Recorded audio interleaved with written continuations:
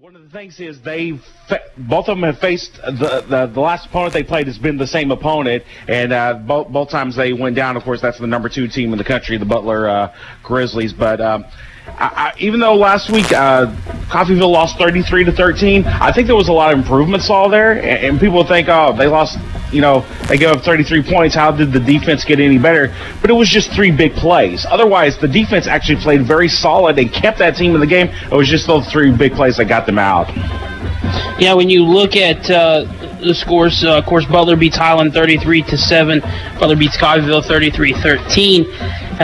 Coffeyville obviously scoring 6 more points, but like you said, it was those big plays that did it in for Coffeyville. Coffeyville, a very good defensive team. We've seen that. The only issue is the offense struggles to figure out any sort of momentum or rhythm, which means the defense sees the field a lot and gets worn down. We've seen it several times this year.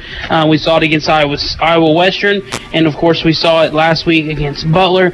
So kind of one of those rare situations where both teams are coming off losses against the same team. But this would make the 5th game of the season, and it's also the 5th time Coffeyville will play a team that has been ranked at some point in the season. Right. Highland not ranked now, but did start the season in, I think, the 14th spot. Yeah. Before they were upset in week 1 by Fort Scott, I believe. So that is something to note. Coffeyville's obviously have a very tough schedule. The other thing to note is how good the rest of the conference is.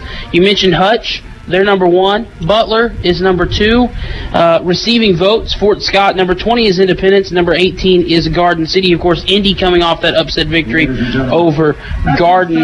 Highland and Coffeyville both 0-2 in the conference, although Highland does have the 1 win on the season. Dodge City also winless, 0-2, 0-3 on the year, 0-2 in the conference. So that'll be something to watch, but should be a good game, should be a competitive game, and hopefully for Coffeyville it's a game that they win.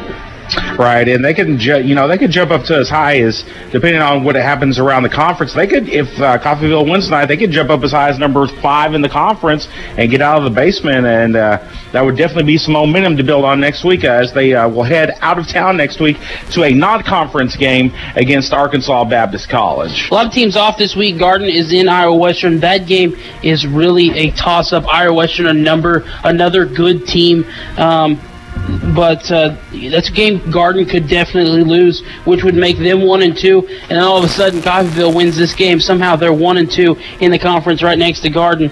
That's how the Jayhawk Conference works. Of course, Dodge City is at Butler. Dodge probably looking at their 4th straight loss this year, unless there is a miracle of an upset there. And then Indy Fort Scott should be a very, very good game. Fort Scott hosting that game. Both of those teams really I would look at them as equal teams. Both have.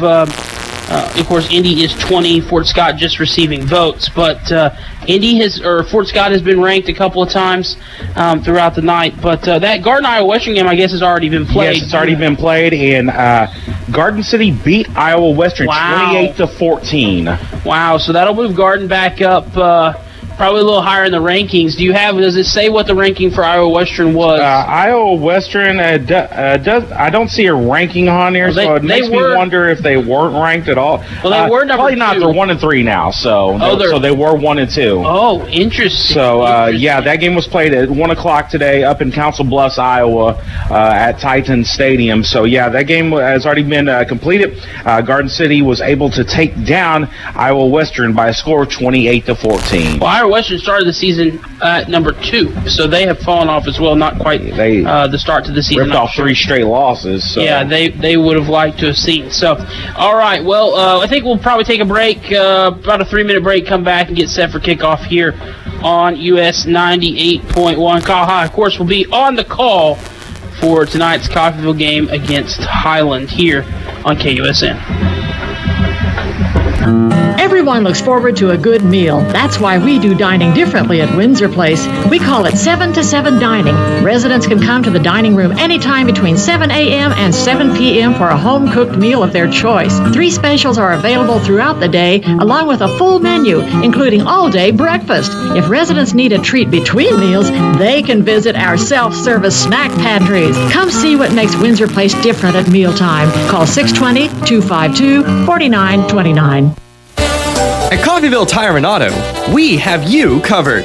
Do you need a front-end alignment? We can do it. Need tires? We have them, new or used. Do you need an oil change? We have full-service oil change for just $29.95. Need automotive repair? We do that too. Come and see us on the corner of 12th and Walnut or call to schedule an appointment at 620-251-3140. Go Ravens! Sunny skies and a predicted high of 94 degrees. Connor Harbert, KGGF News. Highway 99 north of Sedan is set to receive some major improvements. The project will come in 2 stages, one of which is already in the surveying and engineering stage. The first stage will be a $100,000 project to construct slopes in the shoulder ditching located a quarter-mile north and a quarter-mile south of the Quivira Road Highway 99 intersection. That project is projected to be completed by spring. KDOT will also place an emphasis on widening the entire 14-mile path by 6 feet, 3 feet on each side, plus 3-to-1 slopes. It's this feeling. The one you get when you get your hands dirty. When you finally get it. Because they never told you you couldn't. When you don't just have a piece of paper, you have a career. An invaluable skill set, success. My success story started at CCC. Will yours? Discover Coffeyville Community College. Discover you. Did you pay the electric bill? Yes, Donna. I paid it using Community State Bank's online bill payment. You know you can save a lot of time using online bill pay from Community State Bank. Yes, Donna. I know. And it's really easy. It's really easy, too. Just log into our Community State Bank account. And sign up for Community State Bank's online bill payment. And sign up for online bill pay. Yes, Donna. We can do that for all of our bills. And you can do that for all of our bills. Yes, Donna. Community State Bank is almost as smart as you are. Well, thank you, Ralph. Glad I could help. I love you, Ralph. Community State Bank. Member FDIC. I love you too, Donna. I'm the adult beverage you could have had. But they just didn't have what you were looking for. That won't happen when you shop Gillen's Retail Liquor in Coffeyville. That's because Gillen's carries the widest selection in the area. But on the unlikely chance they don't have what you're looking for, just let them know and they'll promptly order it for you. Gillen's Retail Liquor at 1713 West 8th Street with the largest, coldest cooler in the area and fast, friendly service you can count on. You'll never go home empty-handed at Gillen Retail Liquor.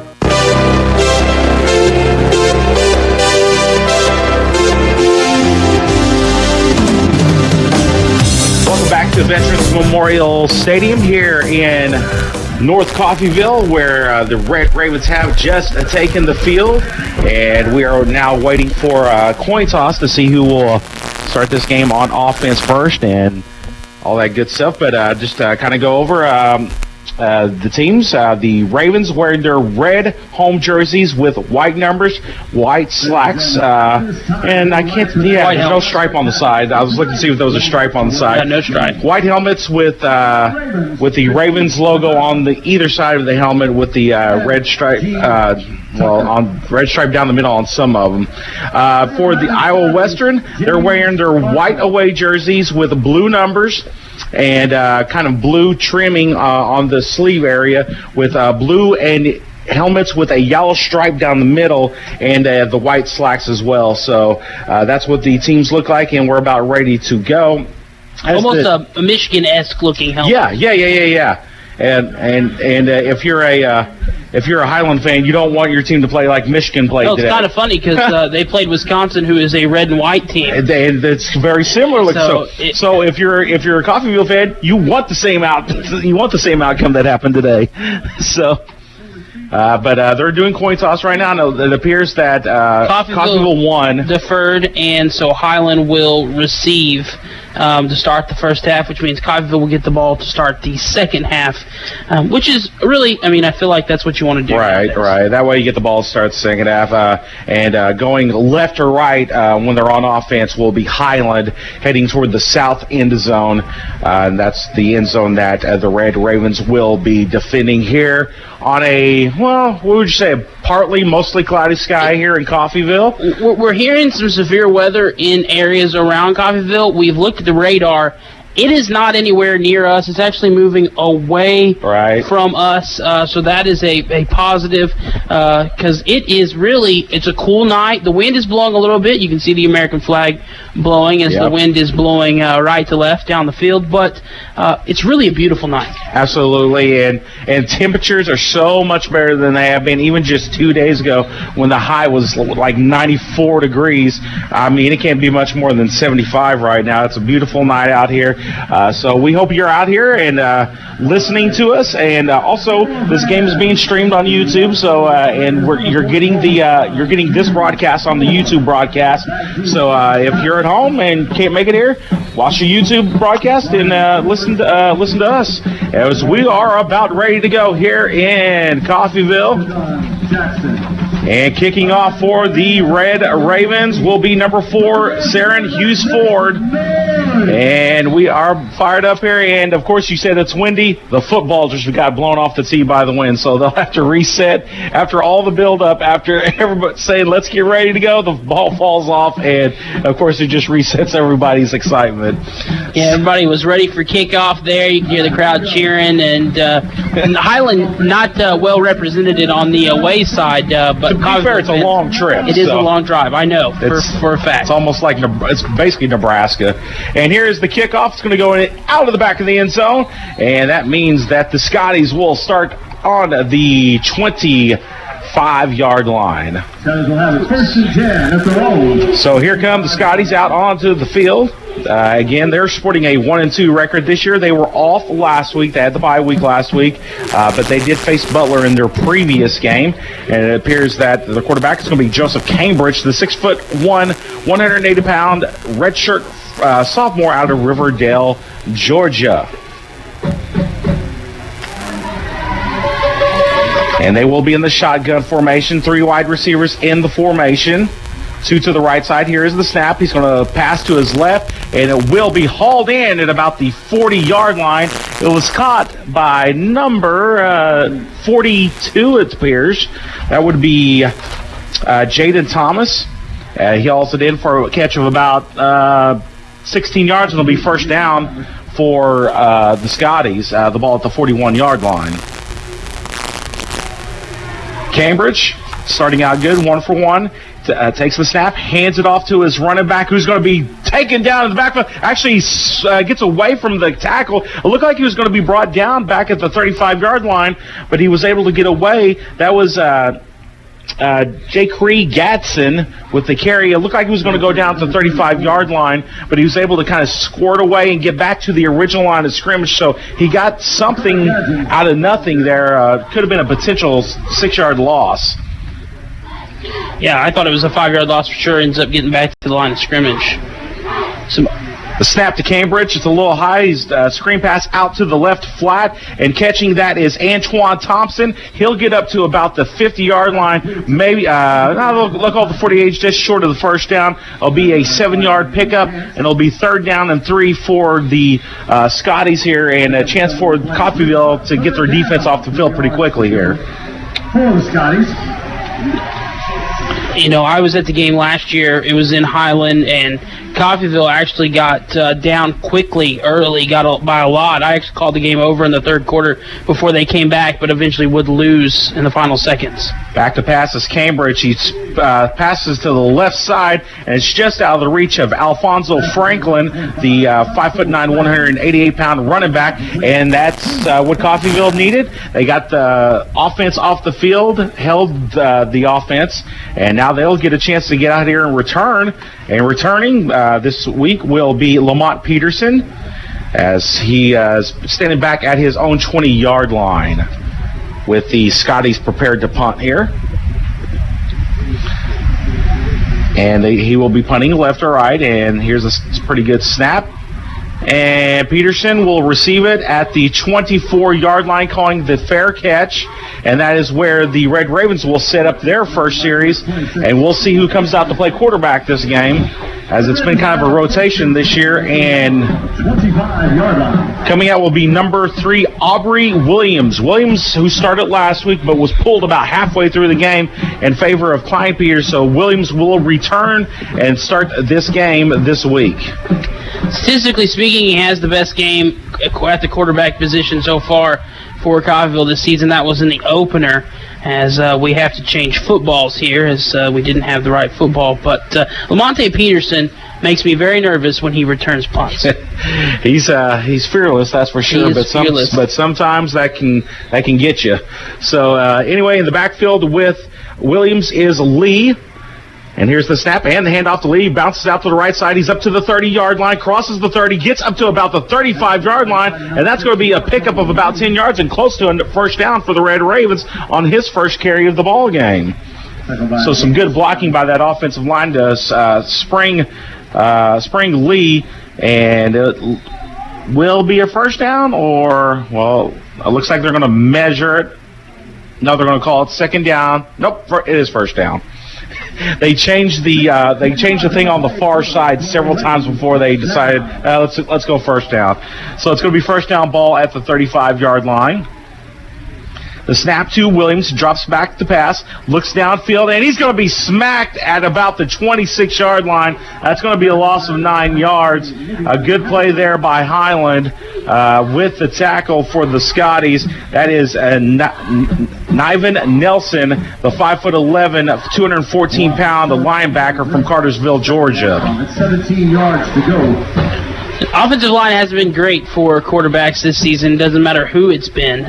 Obviously, that was the case there. Williams gets the snap. He's going to throw out to the flat to Tyron Taylor, but unfortunately, when he caught the ball, he had his knee on the ground, so he was down right there. If that was the NFL, he could have got up and taken off from that position, but with his knee down, he caught it. That ends up being actually maybe a loss or maybe a 1-yard gain on that play, and it's now third down and long for the Red Ravens. 3rd and 17 after a 10-yard run on the first play of the drive. Not exactly what you want to see. 4 wide receivers in this formation, 3 to the right, 1 to the left. Lee in the backfield with Williams. Williams drops back, throws it downfield, and it was almost complete, and then it was almost intercepted at the same time. The pass was intended for Titan Williams, and it was just out of his reach, and it will now be 4th down, and the punting unit will come on for the Red Ravens. So a drive that started out promisingly with the 11-yard run by Lee ends up sputtering after that. Yeah, Titan listed at 5'9", think he needed to be 6 foot to catch that one. Absolutely. Hughes forward, back to punt. And he's done a pretty good job this year. And he also has the wind to his back here, so let's see if he can put some air into this one. And this one gets up into the stratosphere, and it will be hauled in at the 34-yard line and fair caught there. Then it will be first down for the Scotties, but a late flag has popped up back at the 39-yard line. So we'll see what this is. I wonder if this is roughing.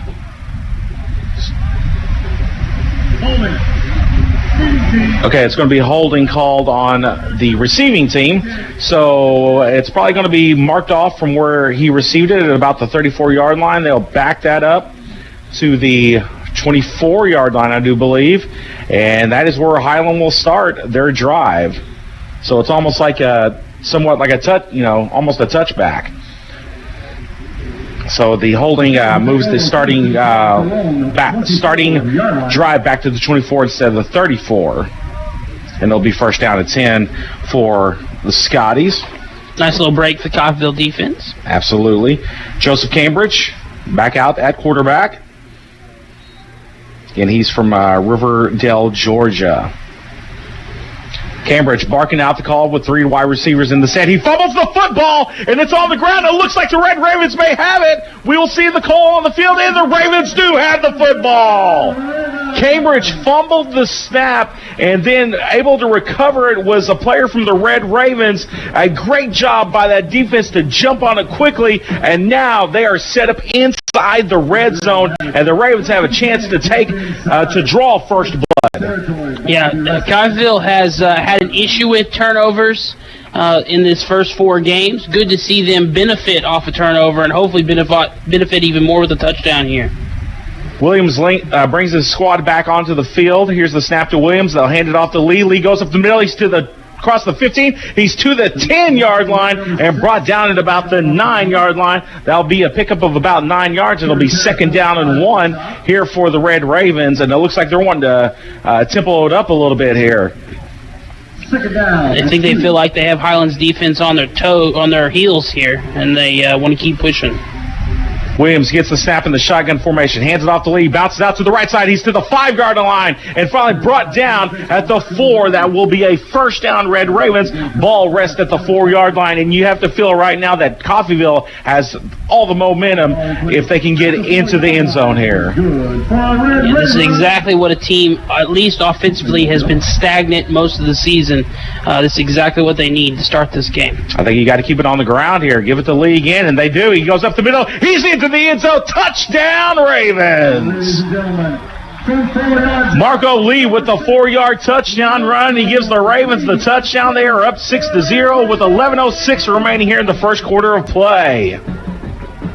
So the turnover is cashed in for a touchdown, and now to bring on the extra point, I think is Pursley, or actually, or is that Hughes Ford kicking the extra point? It is Hughes Ford kicking the extra point. And here's the snaps down. The kick is up, and it is good. 11:06 remaining here in the first quarter of play. The Ravens strike first, and they lead by a score of 7-0. You're listening to coverage of Red Ravens football right here on KUS 98.1. D-Rail Commodity Flooring and Furniture is celebrating 50 plus years in business. Come celebrate and enjoy great bargains like area rugs, 25% off. Recliners starting at only $235. And carpet as low as $6.99 a square yard. There's many more things on sale, and you can finance any furniture for just $40 down. $40 down. And 0% interest for 100 days. As always, they have free, no-obligation estimates. Enjoy the celebration at D-Rail Commodity in Independence on West Main. Or call 620-331-6920. Playing an important part in the growth of Coffeyville and southeast Kansas is Acme Foundry. From humble beginnings in 1914 with just 2 small buildings and 40 employees, Acme Foundry has grown to a 212,000 square foot facility with over 300 employees. Today, Acme Foundry is a diverse company with a wide array of products, including parts for diesel engines, hydraulic and industrial valves, petroleum production gears, and more. Acme Foundry, representing the growth of Coffeyville. Welcome back to Veterans Memorial Stadium here in North Coffeyville as the Red Ravens have taken a 7-0 lead, cashing in on the fumble by Cambridge. It's about a 17-yard drive, and they gave it to Lee every play, and he was able to punch it in on the final play, a 4-yard run, and definitely a positive start out for the Red Ravens. So here is the kickoff, and this will get up in the air, and it will go out of the back of the end zone as the returner doesn't even bother to go for it. He just starts walking off the field, and it will be first down and 10 at the 25-yard line. So you got to wonder if that fumble is going to get into the head of Cambridge, thinking, am I going to be able to hold on to the next snap? That's one of the things you got to put out of your head, though, as quickly as possible. Like they say with interceptions with quarterbacks, when they throw an interception, next play, it's got to be out of their head. So a 3 wide receiver set, 2 to the left, 1 to the right for Cambridge. Cambridge gets the snap. He'll fake the handoff and throws it across the middle, and that one was almost intercepted. Batted at the line. Yep. I do believe that was the interior lineman. Couldn't tell which interior lineman, but he put his big paw up there and just batted at the line of scrimmage. It'll be 2nd down and 10. Good job by that interior defense for the Ravens. 11:02 remaining here in the first quarter of play. Coffeyville up by a score of 7-0. Here's the snap. Cambridge passes to the right flat. He completes it, and getting up to about the 29-yard line will be number 25. That is going to be Alfonso Franklin, the running back. He gets out to about the 30. It's going to be a 5-yard pickup, and it will now be 3rd down and 5 as we are just under 11 minutes remaining here in the first quarter of play. 3rd down. And we'll see if the Coffeyville defense can't get another stop here. 4 wide receivers to the either side of the formation. 1 back in the backfield who's now sprinting out. Here's the snap, and the pass to the right side is incomplete over the wide receiver's head. It was intended for Antoine Thompson, and it will now be 4th down and 5, and Coffeyville succeeds in getting the Scotties offense off the field again, and they get a chance now to try to build onto their lead. Peterson for the Ravens. Peterson will be back to return this one. He's going to be standing at his 40-yard line. If he catches the ball right around the 40, the Ravens are going to have some great field position to start out the next drive. Defense has played well all season. The only issue is the offense hasn't rewarded them for playing well. So far, 7-0 lead, that's pretty much the best reward you can have, and especially the offense scores again and extend that lead. And the Scotties not having lots of trouble getting the correct personnel on the field, and the play clock has run out. So it'll be a delay of game on Highland. That'll scoot them back 5 yards. As you saw, I mean, you just have people shuttling in and out. Nobody knew who was supposed to be out on the field. And then also you see a random lineman come out from the 40-yard line and get in. An odd punt formation. Yeah, they have these huge gaps. And here's the punt, and it's going to be high in the air, and Peterson calls for fair catch, and he fumbled the football, and it looks like Highland may have gotten it. However, there is a flag on the play. He was ran into. I think he was ran into. He was ran into. And he was calling for it. He was hit. Yeah, he waved his arm there. It's just you're wondering if maybe a Raven player didn't shove the Highland player into him. But, yeah, that's what I was thinking as well. But it is recovered by Highland, but we'll see the flag on the play if it was catch interference. It was a late flag, but he was ran into. So we'll see what the call is here.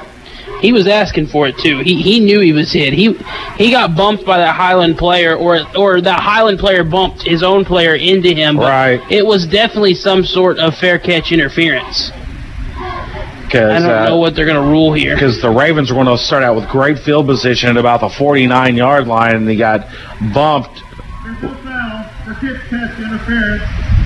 It was blocked into the receiver. It hit the receiver. It was recovered by first down. So you hear the call there. They're going to say that the player was blocked into the receiver. I disagree. And, yeah, I do a little bit as well. But said he was blocked into the receiver, so there is no kick-catch interference penalty. And I was worried about that when they were talking that long about it.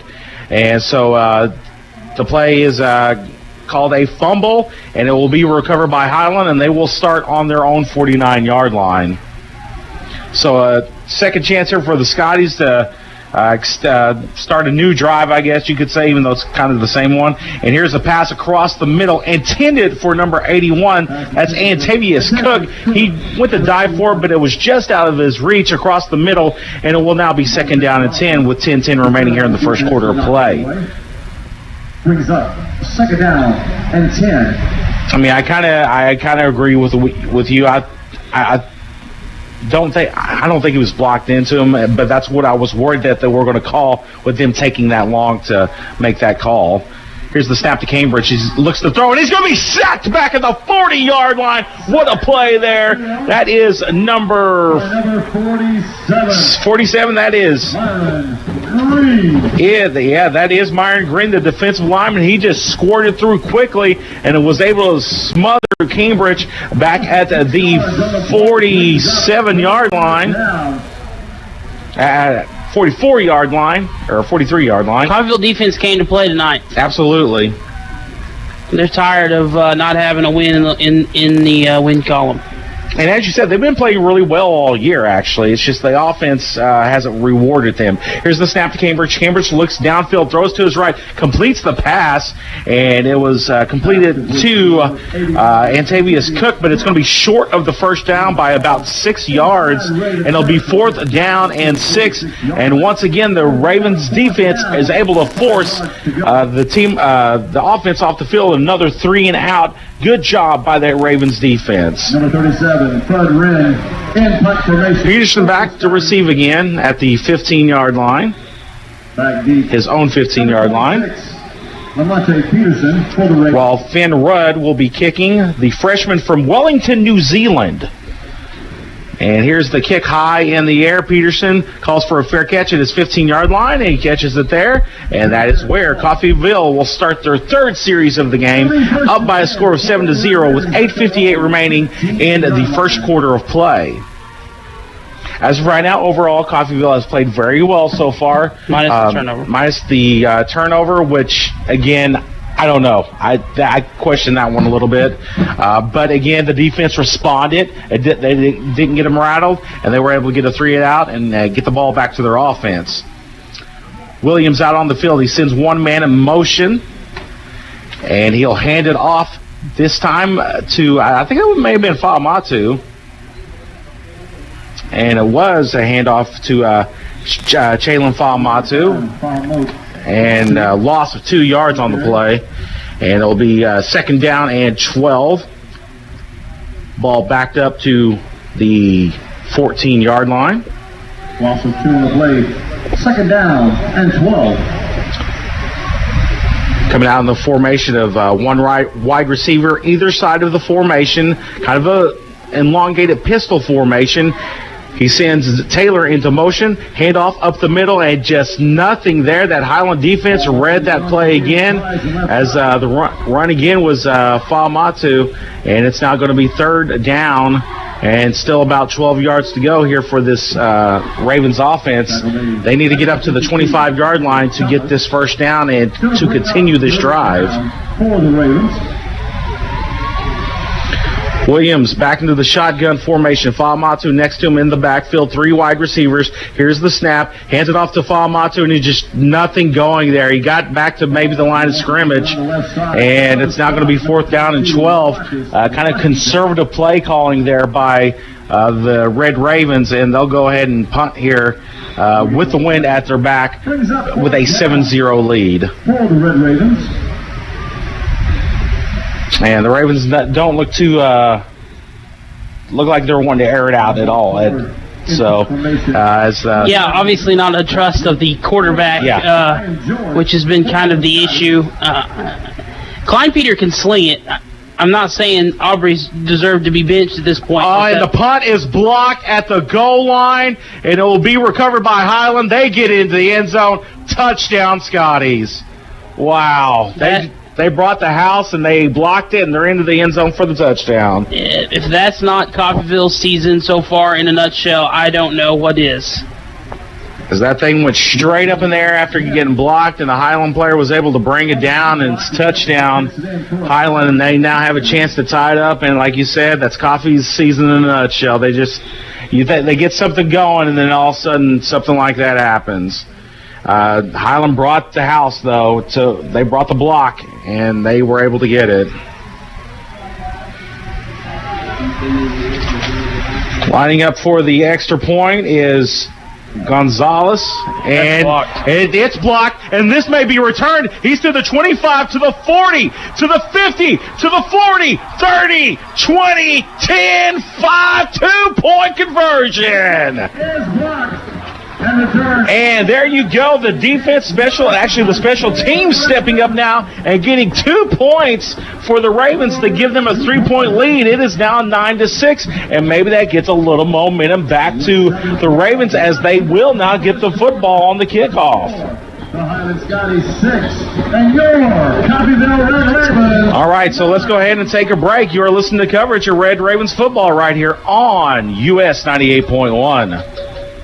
At Taco Mayo, save lots of money on the classic value menu. Choose from 4 mouth-watering items for just $5. There's 10 items to choose from, like crunchy beef tacos, bean burritos, toasted gelatos, frosty cold drinks, and the most popular Potato Locos. It's an unbelievable value. Pick 4 items for a measly $5. You can choose additional items for just $1.25. While enjoying the game, stop in and feed the family without breaking the budget. Only at Taco Mayo in Coffeyville and Parsons.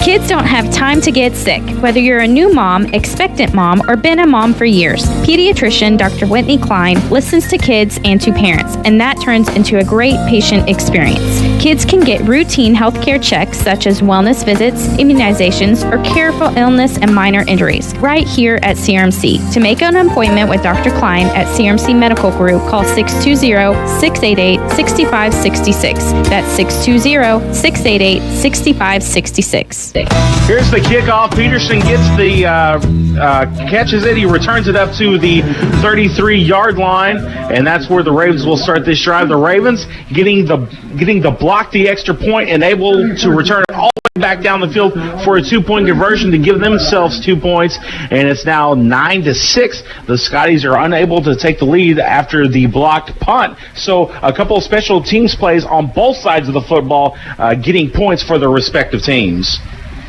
Here's the handoff to Lee in the backfield, and he's going to be dropped in the backfield. It's going to be a loss of about 2 yards. Getting the tackle there is number 93, Robert Murray, the 6', 264-pound freshman out of Columbus, Georgia, able to drop Lee for a loss of about 2 yards, and it'll be second down and 12. The ball on the 30-yard line. Williams claps, gets the ball, looks back to pass, looks to throw downfield, and now he's going to pull it down, and he gets smacked in the backfield. That's going to be another sack for this defense. And for the Scotties, that is E.J. Thomas, the linebacker. He comes up and knocks down Williams, and it will now be third and a country mile here. They have a long way to go. The ball's back on the 25-yard line, so it'll be about third down, 17 yards to go. I thought between weeks 4 and 5 we found a new offense for Coffeyville, but that same old offense we've seen week in and week out is back, it looks like. Here's the snap, and before the snap, we're going to have a flag thrown, and this is probably in the area of false start, so we'll see what the call is. And the Ravens are backing up, and it will be, and now it's going to be third and 22. And this is one of those ones you just try to get some yardage so that your punter is not standing too far back. Yeah, so his punt doesn't get blocked. Yeah, exactly. I bet it's a handoff up the middle. Lee in the backfield with Williams. Here's the snap, and it is handed off to Lee. He's going to bounce out to the left side. He gets to the 25 and brought down at about the 30-yard line. So a carry of about 10 yards to make it now fourth down and 12. So get some beneficial yardage there, but it really doesn't do much as the Ravens are now forced to punt once again. Fourth down and 12 yards to go for the Red Ravens. Back to punt once again is Hughes Ford. And you wonder if that gets into a punter's head when their punt gets blocked. You got to think a little bit. Kind of like when a quarterback gets intercepted. Well, we'll see here if he gets some protection here. Looks like they're bringing the house again, though. There's no gunners out there. And here they come, and here's the punt by Hughes Ford. He gets it away and gets it way up there. A beautiful punt. It's going to be received. Well, no, actually, they're going to let it bounce, and he does receive it at the 12-yard line. He called a fair catch, and then it bounced, and he caught it.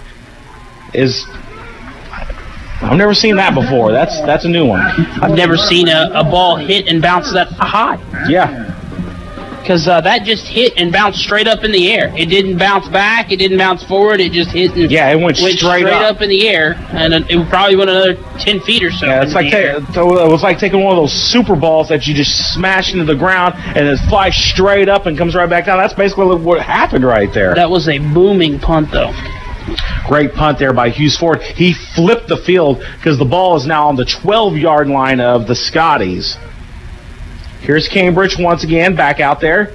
Sends his man into motion, and it's a pass out to the left flat. It's complete. He's out to the 15, to the 20, and finally brought down at about the 25-yard line. That is Alfonso Franklin hauling in that pass. However, there's some dirty laundry back at the 10-yard line, which may be in the area of holding on the offense, so this play may get wiped out anyway.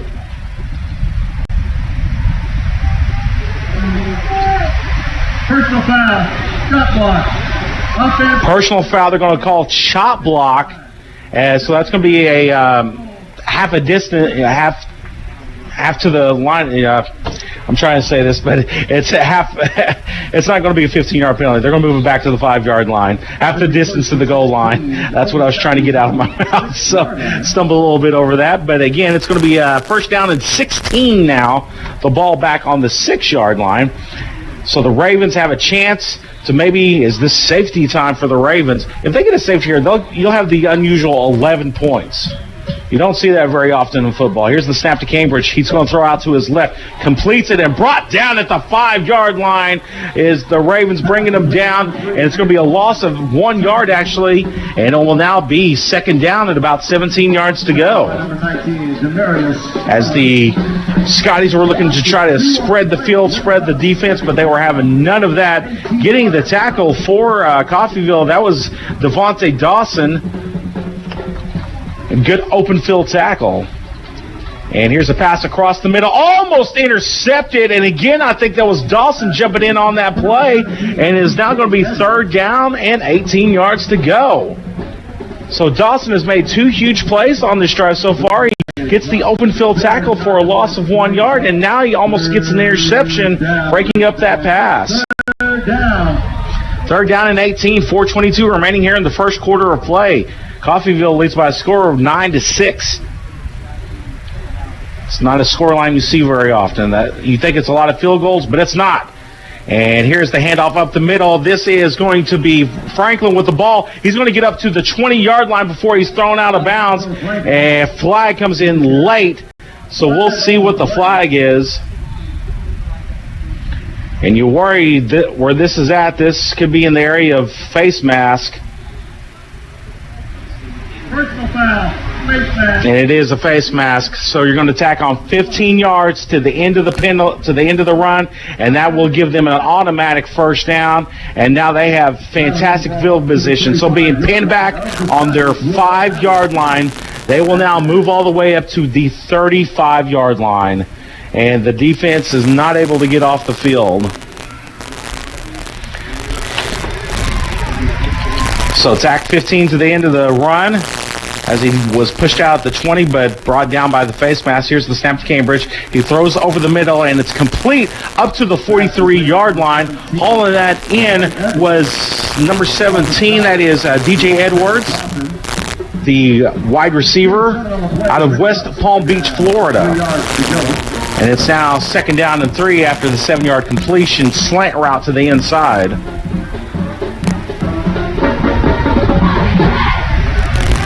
Three wide receivers set here for Cambridge. He has one running back in the backfield with him, and it looked like it was a false start there, but they're not going to call it. Here's a screen pass out to the right side, and what a great play there by the Ravens defense. And bringing him down was number 19, Demarius Farmer, bringing him down in the backfield, and great job there, forcing the quick hit. That way the receiver wasn't able to get anywhere as he was hit pretty much immediately. A loss of about 2 yards, and it'll be third down and 6. 3 wide receivers set. They're all to the left side of the formation, which leaves the right side completely open, so we'll see what they do here. Back to passes Cambridge. He passes across the middle, and the pass is complete across the middle. And hauling that in was number 3. That's Antoine Thompson. He gets up to the 47-yard line of Coffeyville. They'll actually call it the 46, and it's going to be first down, Scotties. As we have 2 minutes and 30 seconds remaining here in the first quarter of play, Coffeyville leads by a score of 9-6. The snap to Cambridge, looks back, looks to his right, pass is caught, and stepping out of bounds for the Scotties is going to be Andrew Kilo, the tight end, catches it at about the 41-yard line, steps out of bounds. It's going to be a completion of about 5 yards, and it'll be second down and 5. Second down, 5 yards to go. And now it looks like if you're a Scotties fan, it looks like the offense may be starting to crank up a little bit, which is not a good thing for Coffeyville. Here's a pass across the middle. It's hauled in, and it's going to be to the 15, to the 10, to the 5, touchdown Scotties. Hauling that in was Antoine Thompson. He caught it at the 30, a couple of missed tackles, and he was able to just run in unimpeded, touchdown Scotties, and it's now 12-9 with the extra point pending here, and all of a sudden all that momentum that Coffeyville had has just gone out the door. Number 36, Jerry Vasquez. Jerry Vasquez in to attempt the extra point. And here's the snap. The kick is up, and it is good. So with 2:02 remaining here in the first quarter of play, the Scotties jump on top. They lead by a score of 13-9. You are listening to the coverage of Red Ravens football right here on US 98.1. Hey, Raven fans, coming into town for a game? Make it a great weekend. Reserve your room at Coffeyville Sleep Inn and Suites, Coffeyville's premier home away from home. Enjoy plush, clean accommodations, a free continental breakfast, indoor pool, Wi-Fi, and superior staff and services. Ask about special AARP and military discounts. Coffeyville Sleep Inn and Suites, a proud supporter of the Red Ravens. One family has been selling vehicles in Oklahoma for 90 years. Dunges Family of Autos. We're Oklahoma's oldest Toyota dealer, and we've been selling Fords and Lincolns here in Bartlesville even longer. Trade with us and you'll have a low-pressure, enjoyable time buying a car, truck, or SUV. And every new vehicle comes with our complimentary 7-year, 100,000-mile better warranty. When it comes to Toyota, Ford, and Lincoln, you have a choice. DungesChoice.com. We are back here at Veterans Memorial Stadium, and we are just reaching the kickoff, and Peterson gets the ball. He gets up to the 30, across the 35-yard line, and brought down at about the 36-yard line, and that's where the Ravens will start their this offensive drive. Unfortunately for Coffeyville, they give up a 95-yard drive there, aided by the face mask, as the defense was going to get off the field at around the 20-yard line. So unfortunately for the Red Ravens, they're unable to get off the field after that, and it feels like Highland may have found their groove as they put up the touchdown. It's now 13-9 with 1:56 remaining. Williams in the backfield, hands it off. Actually, he's going to keep it himself, and he's going to be sacked back at the 25-yard line. It's going to be a loss of about 10 yards, and there's a flag on the play as well. Somebody get this man some protection. Yeah, the minute the ball was snapped, man, he had guys all over him from Highland. They got to do something to get the ball out of his hand quickly, because he just does not have time to throw. But we'll see what the call is here, because you can't have the sack in the hold, too, or if this is a hold. Chop block on the Ravens offense, and that will be declined, thankfully, if you're a Red Ravens fan. I don't know. Still a sack and a second and long. So second down and 17 yards to go. 1:50 remaining here in the first quarter of play. Highland leads by a score of 13-9. Here's the snap back and the handoff up the middle. That is going to be Keyshawn Bryan. He gets his first carry of the ball game, and he picks up maybe 1 yard, and it'll be now second down and about 16 yards to go. Very conservative play calling by the Red Ravens once again. Well, this Highland defense isn't scared of anything. They're bringing a lot of pressure. They know they're either going to stop the run for a short gain or sack the quarterback. And we haven't really seen Aubrey Williams do anything making plays, throw the football. Williams gets the snap. It's going to drop back to pass, looking to his left. Passes it, and it's complete at about the 35-yard line. And getting up to the 41-yard line is Tyquez Hampton.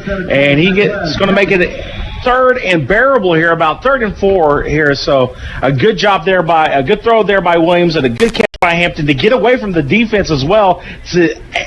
So he was able to get up to the 41-yard line. However, I thought that was second down, but it was actually third down. It's now 4th down and 4, and they're going to have to punt.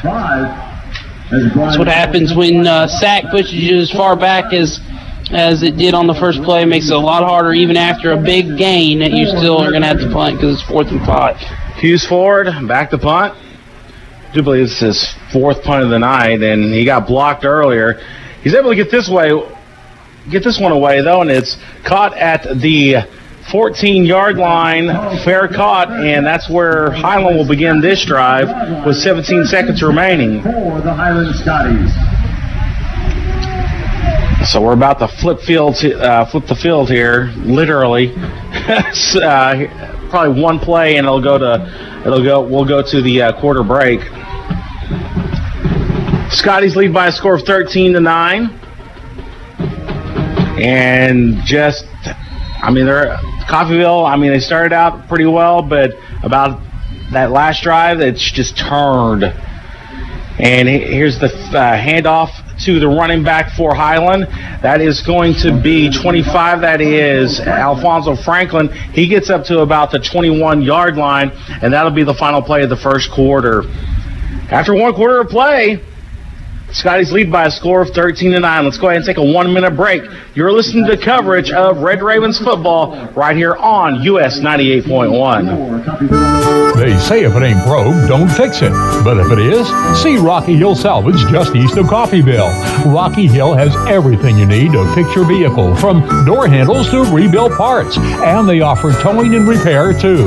Auto parts, accessories, salvage, and more. You can count on Rocky Hill Salvage. Rocky Hill Salvage is 176 4000 Road on Highway 166, just a few miles east of Coffeyville. Rocky Hill Salvage, always on our toes. Everyone looks forward to a good meal. That's why we do dining differently at Windsor Place. We call it 7 to 7 dining. Residents can come to the dining room anytime between 7 a.m. and 7 p.m. for a home-cooked meal of their choice. 3 specials are available throughout the day, along with a full menu, including all-day breakfast. If residents need a treat between meals, they can visit our self-service snack pantries. Come see what makes Windsor Place different at mealtime. Call 620-252-4929.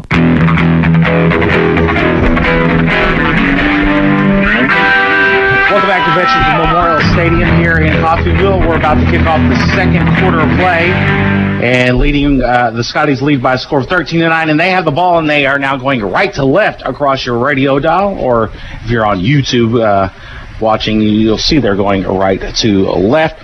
As got some stats coming in, and we'll have Matt check those out here for us here in a second, our first half stats. Here is Cambridge back to receive the snap, throws it to his right, incomplete. Good job there by, I do believe that was Dawson, to break up that pass, and it's now going to be third down.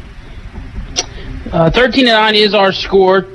4 first downs for Highland, 2 for Coffeyville. 5 carries for 11 yards for Highland, 13 carries for 15 yards for Coffeyville. Passing, 102 yards for Highland, 8 for Coffeyville. There you go right there. Third down and 4 for Highland. A chance for Coffeyville to get their defense back off the field. Here's the snap. Back to pass is Cambridge, and it's complete to the 26-yard line. And I thought that was going to be an incomplete pass, but there was a receiver closer to the sideline, and that receiver for the Scotties was DJ Edwards. He hauls it in, and that's enough for a first down. Yeah, I don't know if that was intended for him or if it was intended for the closer receiver, but it didn't matter. He caught it. Yeah, that's what I thought, too. I thought it got overthrown by the closer receiver, and then all of a sudden he's there near the sideline and is able to haul it in.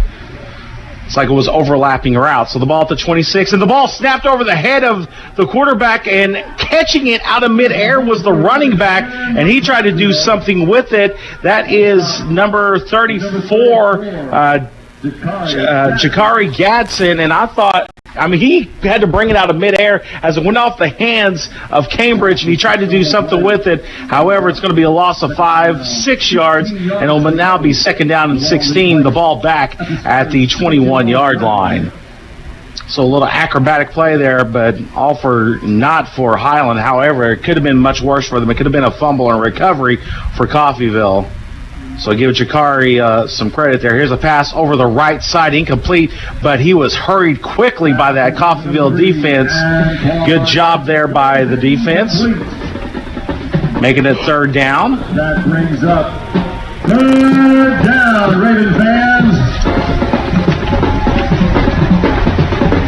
Devin Lee was one of the players there hitting the quarterback on that blitz, and it's now third down and 16. Just under 14 minutes remaining in the second quarter. Cambridge will step up. He's up to the 25. He's to the 30. He has some blocks. He's to the 35, to the 40, and shoved out of bounds at the 43-yard line. That's going to be a first down for Highland. What a play there. Cambridge making a play with his legs. First time Cambridge has been able to run, and obviously knows what he's doing when he runs the football, as the clock will run here. But Coffeyville and Highland, pretty similar time of possession in the first quarter. 7:23 for Highland, 7:37 for Coffeyville.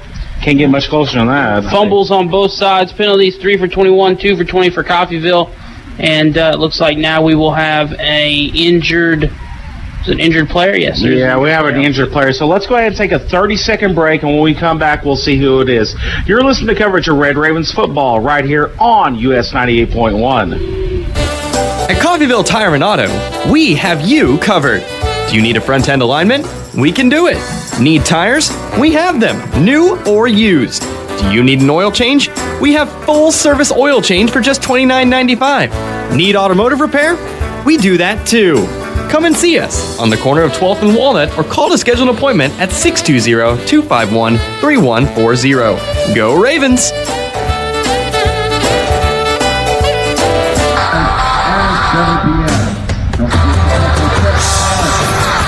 We're back at Veterans Memorial Stadium here in Coffeyville, and we still have the Red Raven player down. Don't know what is wrong with him, and not quite sure who it is. He's not laying down. It's kneeling. He's kneeling. He's kneeling right next to.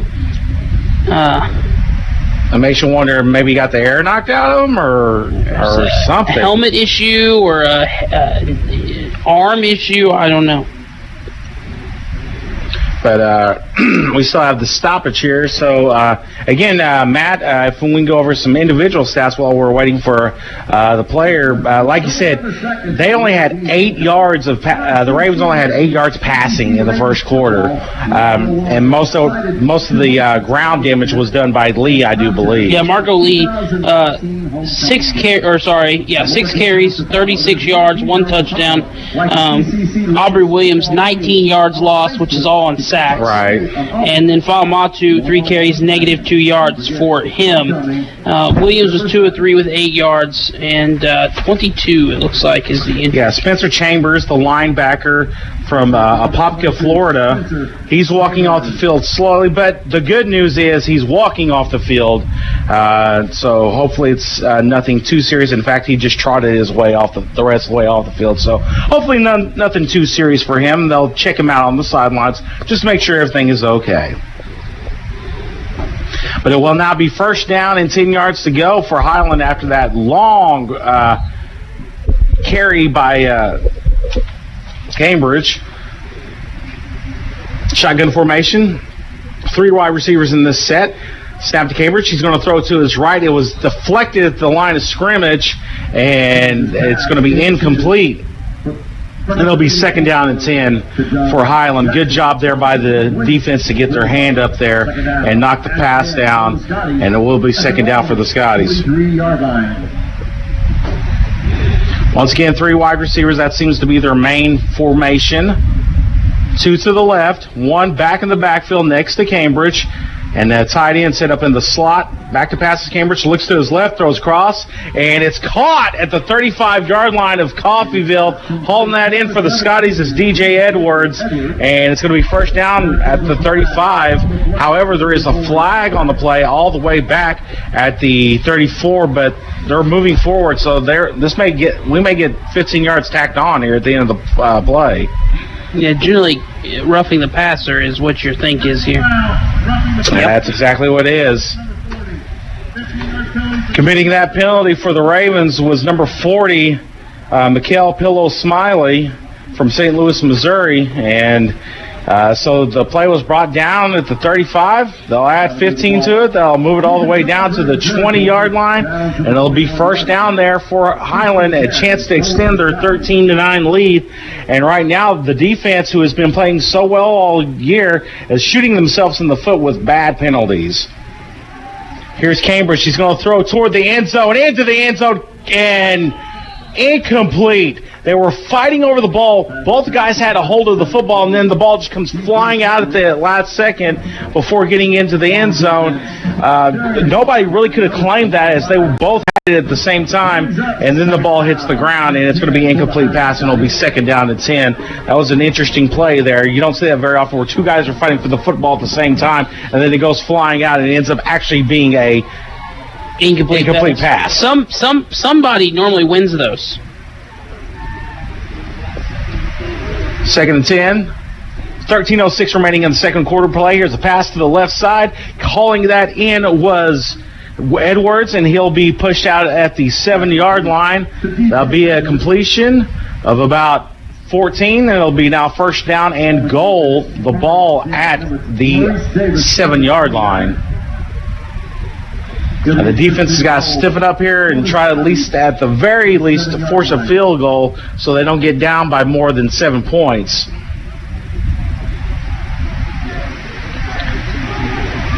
Franklin in the backfield next to Cambridge.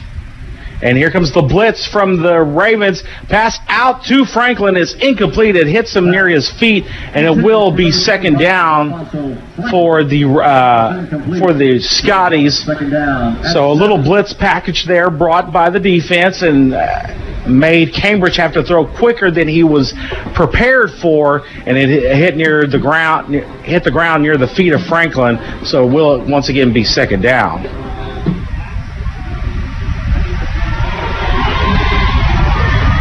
Three wide receivers all to the right side of the formation. It's open on the left side. Here's the snap to Cambridge. He'll hand it off. Cutting up field is the running back and getting into the end zone. Touchdown. That was Alfonso Franklin with a 7-yard touchdown run. As he went out to the left side, was hit by a Coffeyville player, but not wrapped up, and it really just knocked him back to the center of the field where he had a lane to run, and he just went through it, and it's touchdown. Scotties 19-9. The extra point is pending.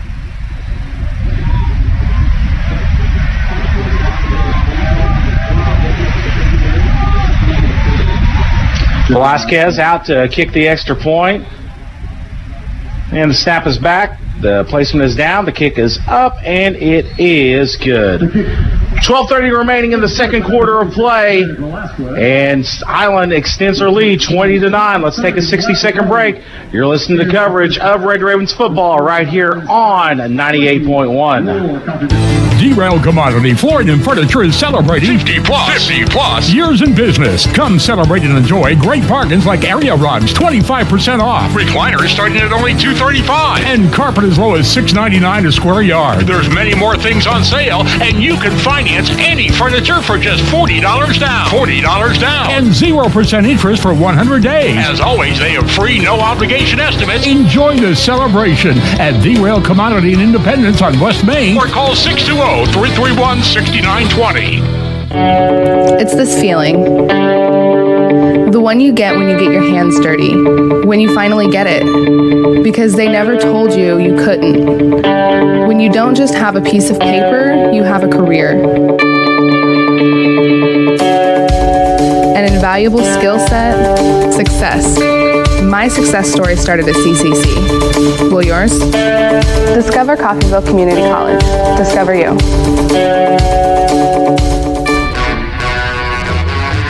And here's the kickoff after the touchdown for the Scotties, and they'll go out of the back of the end zone, and the Ravens will start on the 25-yard line. And right now, Highland with all of the momentum, and so Coffeyville's got to try to build back up some momentum. And we'll see coming back onto the field once again is Aubrey Williams, so no change at quarterback yet. But they bring out three wide receivers into the set. Pistol formation. as I do believe that's Fa'amatu lined up behind him. Here's the snap, and they will hand it off to Fa'amatu. He gets up to about the 29-yard line. That'll be a pickup of about 4 yards. It'll be 2nd down and 6.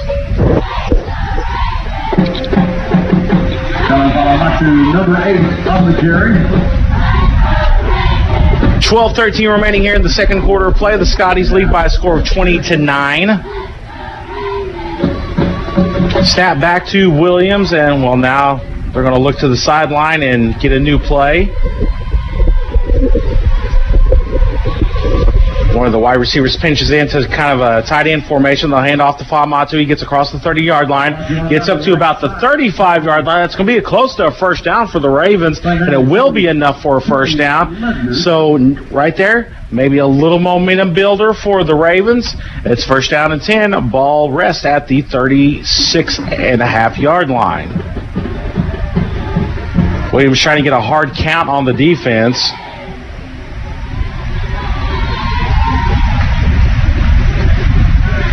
And now he gets a snap, and we'll have a flag before the play, and it's probably going to be in the area of false start, and it is a false start on the Ravens. And we just heard next door somebody just slammed on the table in front of them. Absolute frustration from the offensive coaches.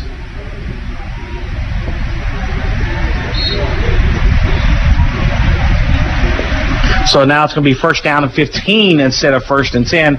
Ball back at the 31 now, and that's shooting yourself in the foot. Back to pass is Williams. He's looking to his left. He throws a long pass to the left side, and even if it's hauled in, it is brought in. Are they going to call that a catch? Nope, they're going to say he was out of bounds. And that's what I was about to say. I think even if he'd caught it, he was out of bounds. He did not even have 1 foot in. And now we have another flag back in the backfield.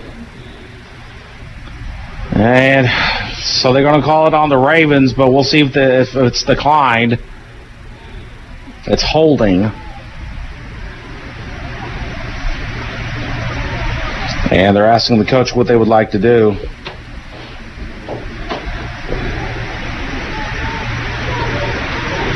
And we'll see. We'll get the final call here. I think they're just going to decline it. It's holding on the offense. And it is declined, so they'll just take the result of the play, which was an incomplete pass to the left side, and it'll now be 2nd down and 15.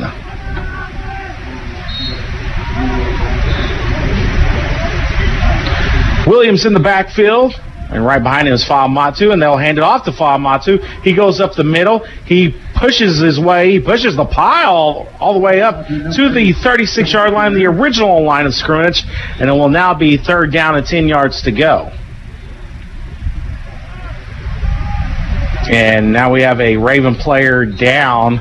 That appears to be number 70, Nathaniel Truespuk, who's the offensive 6'5", 310-pound offensive lineman out of Smith Station, Alabama. So let's go ahead and take a 30-second break for this injury. You're listening to coverage of Red Ravens football right here on US 98.1.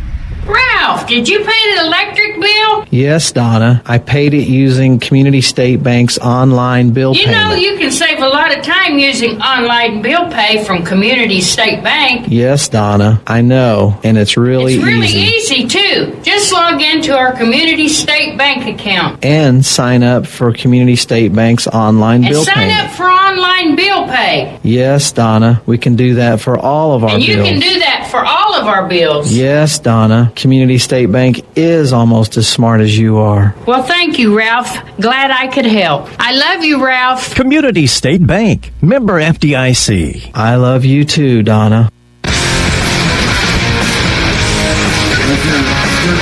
Welcome back to Veterans Memorial Stadium here in Coffeyville.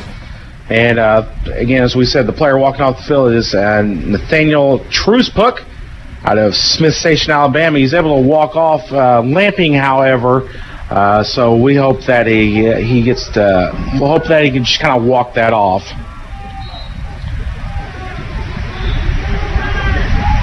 It'll be 3rd down and 10 here for the Ravens. Here's the snap, and it's low, and now going to be sacked in the backfield is Williams as the Snap was skipped back to him, back to the 31-yard line. It's going to be a loss of 5 yards, and it'll be 4th down and 15. And then once again, the Ravens continue to shoot themselves in the foot. Brings up 4th down. 4th down, 13 yards to go for the Ravens. So we'll be 4th down. Back to receive. Number 44. I can't see his number because his jersey's kind of bunched up. But one player back to receive for Highland. Raquan Prince, number 80. Yeah, that's number 80 back. Raquan Prince to receive, the wide receiver, 5'7". And this kick is up in the air. He's not going to be able to receive it. It does get a bit of a Coffeyville bounce, though. It'll bounce at about the 35 and rolls down to the 31-yard line. And that is where the Scotties will set up shop and look to extend their lead, as they already lead right now by a score of 20 to 9 over Coffeyville. A game that started out so promisingly for the Ravens, cashing in a turnover deep in the Scotty end. They were up 7-0. They gave up a blocked punt that made it 7-6, but the extra point from that was blocked in return for a 2-point conversion by the Ravens to make it 9-6. But ever since then, it's been all Scotties as they run off 14 unanswered. Here's the snap to Cambridge, fakes the handoff and then passes over the middle, incomplete, intended for Javon Henderson, the 6'4" tight end. It's out of Fairburn, Georgia. Brings up 2nd down. And it will be 2nd down and 10. 20 to 9, 9:51 remaining. Ravens down. That's 9:51 remaining in the second quarter of play. Cambridge claps his hand to the ball, and the snap is over his head, and the ball's on the ground, and the Ravens have recovered the football at the 23-yard line.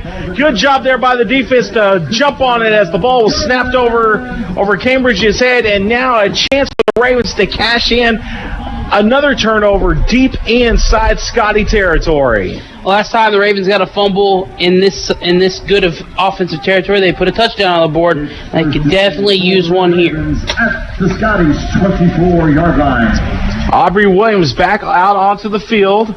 Fa'amatu lined up behind him in a modified pistol formation, 2 wide receivers. One goes into motion, going left or right across the formation. Hand off to Fa'amatu. He cuts to his right. He's to the 20. He's to the 15 and plows over a defender to the 11-yard line. That's going to be a 13-yard pickup for Fa'amatu and another first down for the Ravens. And the good thing here is they do not have to score a touchdown to get another first down, as that ball is going to be placed at the 11-yard line. And Fa'amatu running hard out there, just running over the defender. But would you want to get in front of this gentleman? 5'10", 220 pounds, running straight at you. I don't want that running at me. Yeah, I don't either. And we have another injury for the Ravens. That's another offensive lineman. This is Karan Coleman out of Pattonville, Missouri. He is down on the ground, and they're checking him out. So let's go ahead and take another 30-second break. You're listening to coverage of Red Ravens football right here on US 98.1. I'm the adult beverage you could have had, but they just didn't have what you were looking for. That won't happen when you shop Gillen's Retail Liquor in Coffeyville. That's because Gillen's carries the widest selection in the area. But on the unlikely chance they don't have what you're looking for, just let them know and they'll promptly order it for you. Gillen's Retail Liquor at 1713 West 8th Street, with the largest, coldest cooler in the area and fast, friendly service you can count on. You'll never go home empty-handed at Gillen Retail Liquor. Coleman is okay, and we are back underway here. Williams gets the snap. He hands it off to Fa'amatu. He busts out to the left side and gets across the 10-yard line and brought down at the 9-yard line, trying to stretch the defense there. It'll be a pickup of about 2 yards, and it'll be 2nd down and 8. Edward Thomas to the E.J. Thomas. So right here, if you are Coffeyville, I mean, you want to get some points on the board. A field goal is okay, but right here you need to get 7 points to keep pace with this Highland team. Snap back to Williams, gives it to Famatu again, and he's smashed at the 10-yard line. Gets nothing there. He may have actually lost a yard on that, and it will now be third down and about 9 yards to go from the 10-yard line. Brings up third down at 9 yards. So we'll see here what this offense does, if they're going to go ahead and run again or if they're going to put the ball in the air. Famatu lined up beside Williams in the backfield. Tried a hard count, and now he's looking toward the sideline. The coach is showing him a new play. Williams will drop back to pass, throws to his left to the end zone, and almost hauled in by the Ravens. And it will be fourth down. And that was Gregory Jean, the 6-foot wide receiver, tried to pull that down. It hits him right in the hands. That's a ball you got to pull in. It goes off his hands, and it will now be field goal attempt time for the Red Ravens. Not optimal here, but 3 points on the board is better than no points. This will get it back to an 8-point game.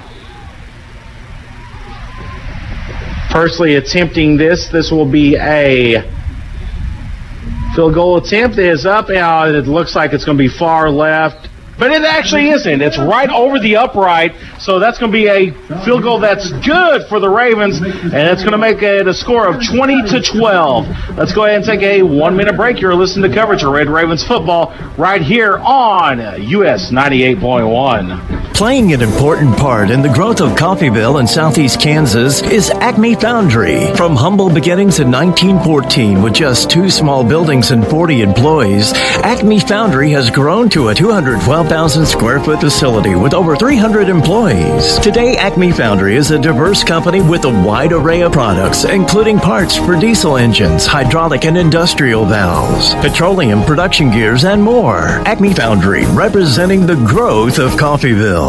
At Taco Mayo, save lots of money on the classic value menu. Choose from 4 mouth-watering items for just $5. There's 10 items to choose from, like crunchy beef tacos, bean burritos, tostados, frosty cold drinks, and the most popular Potato Locos. It's an unbelievable value. Pick 4 items for a measly $5. You can choose additional items for just $1.25. While enjoying the game, stop in and feed the family without breaking the budget. Only at Taco Mayo in Coffeyville and Parsons. Welcome back to Veterans Memorial Stadium here in Coffeyville, where Coffeyville tacks on a field goal here, and they get within 8 points of the Highland Scotties. It's now 20-12 with 8:06 remaining here in the second quarter of play. Number 44 is Ron Hughes Ford ready to kick it off here. And it is a deep kick. It'll be fielded, however, at the 20-yard line as it got up into the air. And, well, now did he call fair catch? What's going on here? And I think it was called fair catch by Marshawn Gibson. He was one of the upbacks, and he gets it at the 20-yard line, and that's where the Scotties will start this drive.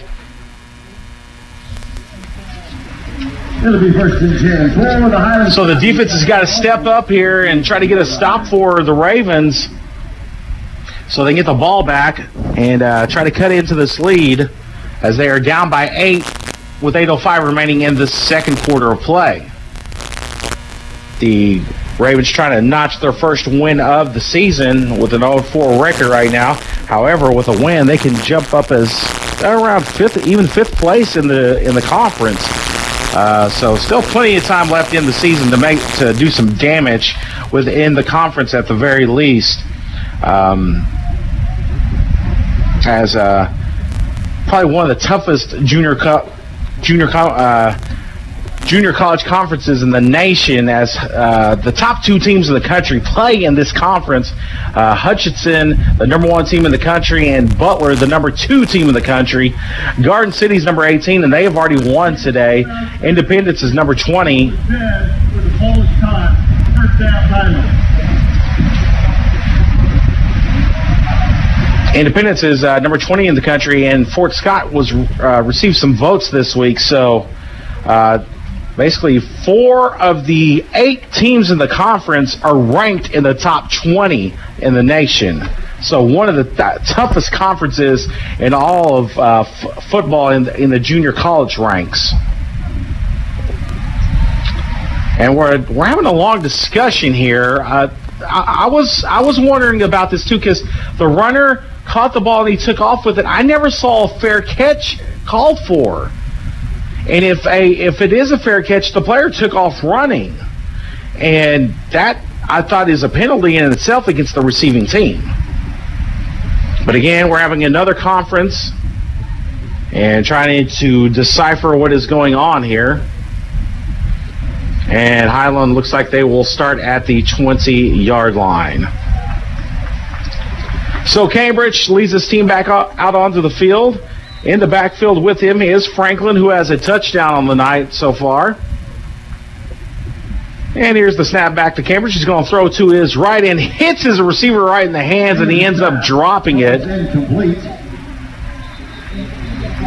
And, well, we have a flag on the play out at the 28-yard line. And makes you wonder, is this in the area maybe of defensive holding? Offensive pass interference. The ball was touched. So could have been offensive pass interference, but since the ball was touched, they say no offensive interference. There is no penalty. So the play stands 2nd down and 10. Ravens trying to get a stop here. And maybe they look like they were bringing the blitz package. Now they're going to back up out of it. Cambridge back to pass, looks downfield, throws it deep. Almost intercepted by the Ravens.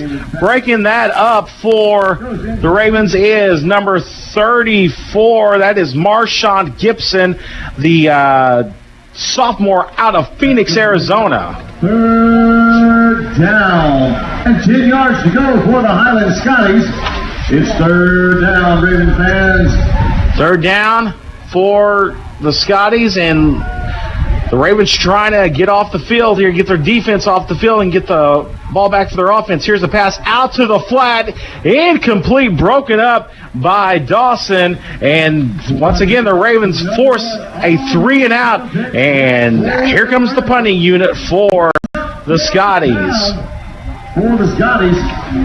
Peterson will be back deep to receive for the Ravens. He's standing at his 40-yard line. For the Scotties.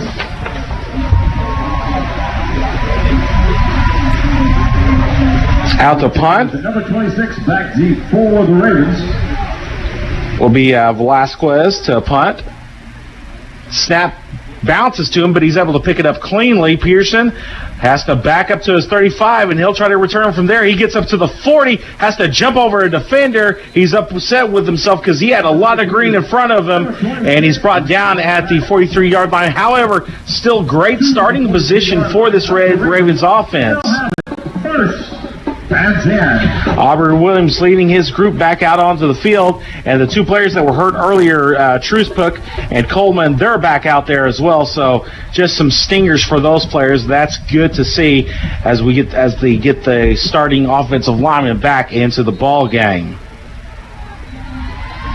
Shotgun formation for Williams, and he will hand it off, and going up the left side was Marco Lee, and he gets maybe 1 yard on that run, and it will be 2nd down and 9. For the Scotties. Pick up a 1 on the play. So once again, trying to pound that left side of the line is the Ravens offense. Here's the snap back to Williams. Actually, now he faked the snap and gets a new play from the sideline. 2 wide receivers in this formation, 1 to either side. And here's the handoff to Lee again. He has just nowhere to go. He's able to find maybe a yard, maybe 2, and it will now be 3rd down and 7 yards to go. Pick up a 2. That's going to bring up 3rd down and 7 for the Red Ravens. 3rd and 7 for the Ravens. The ball is at the 45-yard line, at their 45-yard line. We'll see what the Ravens can do here, see if they can cash in the 1st down. They need to get to the Scotty 48. Here's a screen pass out to the right side to Lee, and just nothing there. Nothing there. He gets back to the original line of scrimmage, and once again, the Ravens will be forced to punt. Darius Jones. So after starting out with great field position at the their own 42-yard line, the Ravens get a grand total of 3 yards and are forced to punt. Another 3 and out. For the Red Ravens.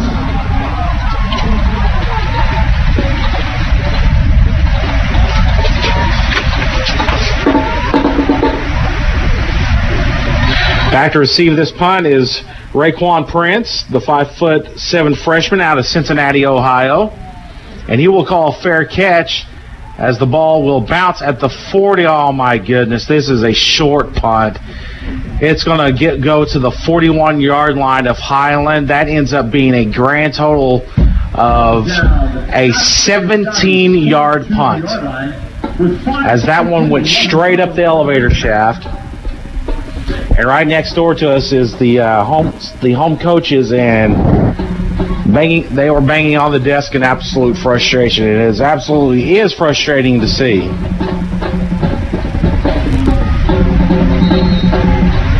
So Highland will now take over the ball on the 42-yard line.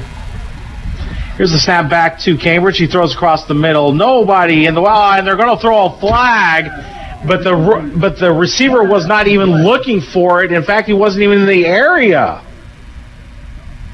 Are they really going to call pass interference on this play?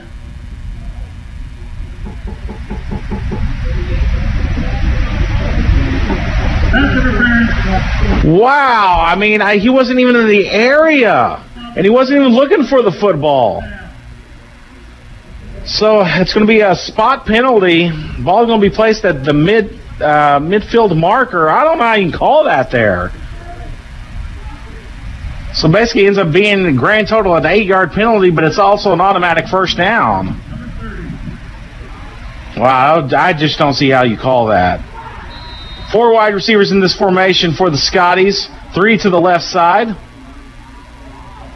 And the snap back to Cambridge. Cambridge fakes the pass, and now he's going to throw deep. He has a man open down the left side, but he overthrows him by about 10 yards. It was intended for Prince, and it will be 2nd down and 10 for the Scotties. I'm still trying to get over that. 10 yards to go for the Highland Scotties. I'm still trying to get over that call, that pass interference. There was no receiver even in the area. And even by then, I mean, even if he was in the area, he was brought down after the ball had passed him. It was uncatchable. So Cambridge gets the snap. Will throw to his right, and it's caught at the 45, up to the 40, to the 35, 30. Cutting it back across the field is Franklin. He's to the 15, to the 10, 5, touchdown, Scotties. A 50-yard touchdown reception by Alfonso Franklin, and he makes the score 26-12. Touchdown for the Scotties.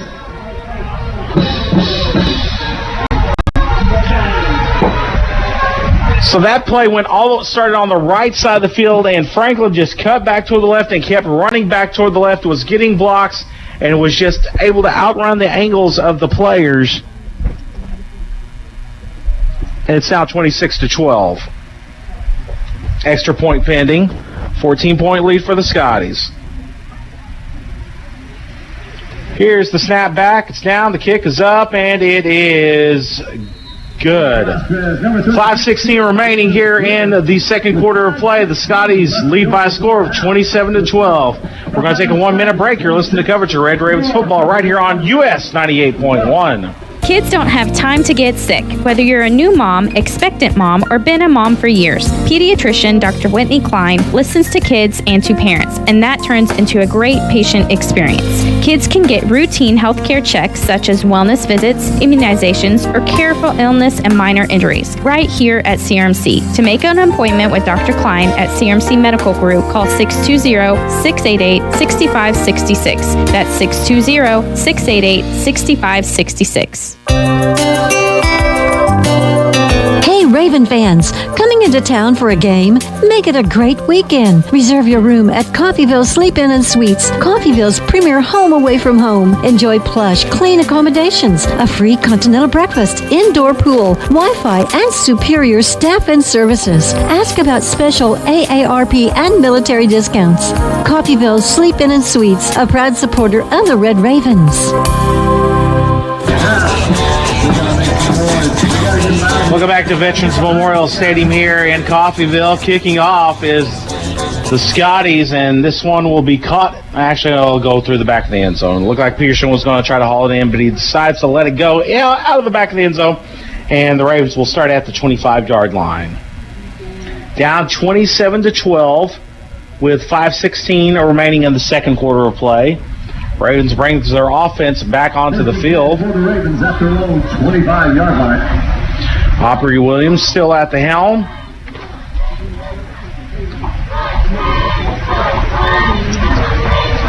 Two wide receivers in this formation. Williams gets the snap, looks toward his right, throws it deep down the field, and incomplete, intended for Tyquez Hampton. But good coverage on the play there by Highland. So make sure he wasn't able to haul that in. That's kind of a fade route was thrown. It'll be second down and 10, ball on the 25-yard line of the Red Ravens.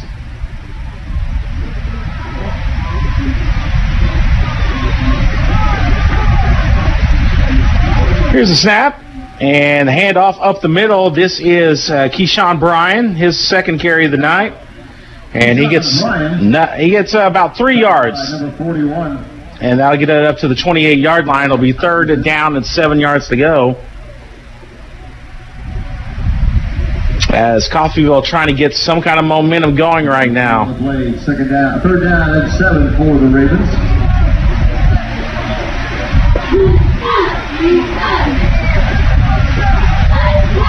Here's the snap back. Drop back to passes Williams. He's going to be sacked. Back at the 16-yard line. That's going to be a loss of 12 yards on the play. And it will now, once again, be fourth down. And once again, the Ravens are forced to punt. Back to the Red Ravens 20-yard line. It'll be fourth down and 20 yards to go. 15 yards to go. Fourth down and 15 yards to go. Ball back at the 20-yard line. As we're near 4 minutes here in the second quarter of play. Hughes Ford back to punt. And here's the snap and puts the boot to it. And once again, it'll go straight up the elevator shaft. It's going to be a short punt, and it rolls out of bounds at the Red Ravens 46-yard line. That ends up being a 26-yard punt. Forward punt goes out of bounds at the 46-yard line of the Red Ravens. So great field position for Highland, a chance to tack on to the lead here. And right now they have all of the momentum, the Scotties do. And let's not forget that the Scotties team, they were ranked to start the season. They're not a bad team at all. They've just run into some pretty good teams, including Butler. Here's the snap, and back to passes Cambridge, and overthrows his receiver to the left side. It was intended for Edwards. Again, they've lost a couple weeks back to Butler. They had a bye week last week. And Highland also got shocked by Fort Scott 20-16 back on August 24th. And now Fort Scott receives votes in this week's poll. Here's Cambridge, throws across the middle, pass is complete across the middle, and the receiver gets smashed by the defensive back. However, hauling that in was number 82, that's Dabari Jenkins out of Ocala, Florida. Hauls it in, that's going to be enough for a first down. Ball at about the 32-yard line as we click under 3.5 remaining. Cambridge. Back to, actually, he's going to hand it off to Franklin. Franklin's to the 25. He's to the 15, 10, 5, touchdown, Highland. And another touchdown for Alfonso Franklin. That is his third touchdown of the night, his second on the ground. 32-yard pickup on the play and good for a Highland Scotties touchdown. It is now 33-12. Extra point still to come. And right now, Highland is just running over the Ravens. The Ravens' defense just looks completely hapless right now. Velasquez back to try this extra point.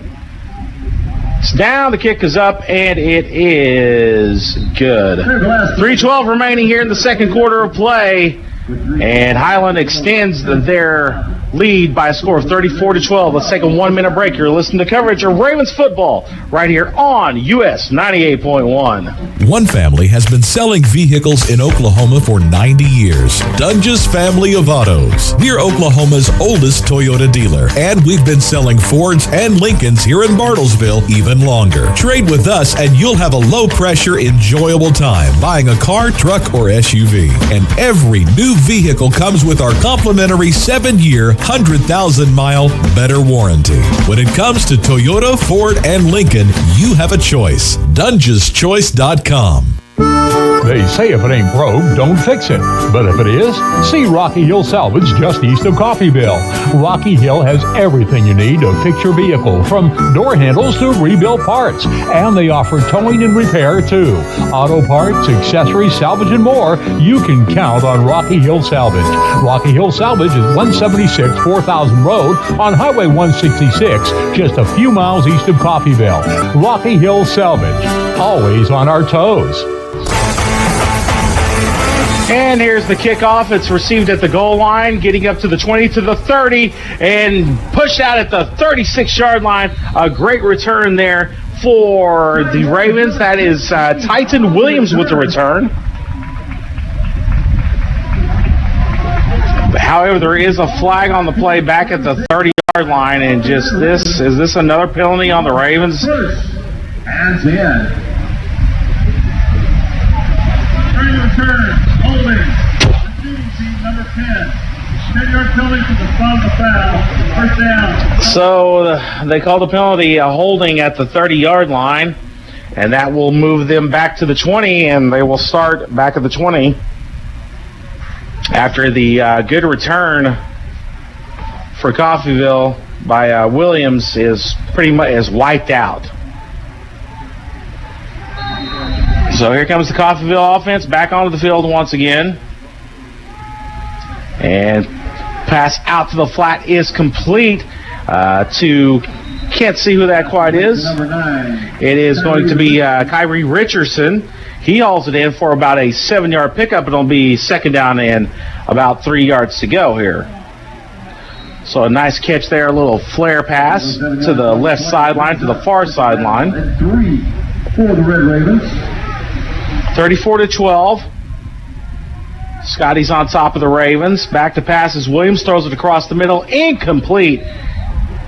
And I don't know, where was the pass interference there? However, it's an incomplete pass. It's intended for Taylor. And it will now be third down and 3. 2:41 remaining in the second quarter of play.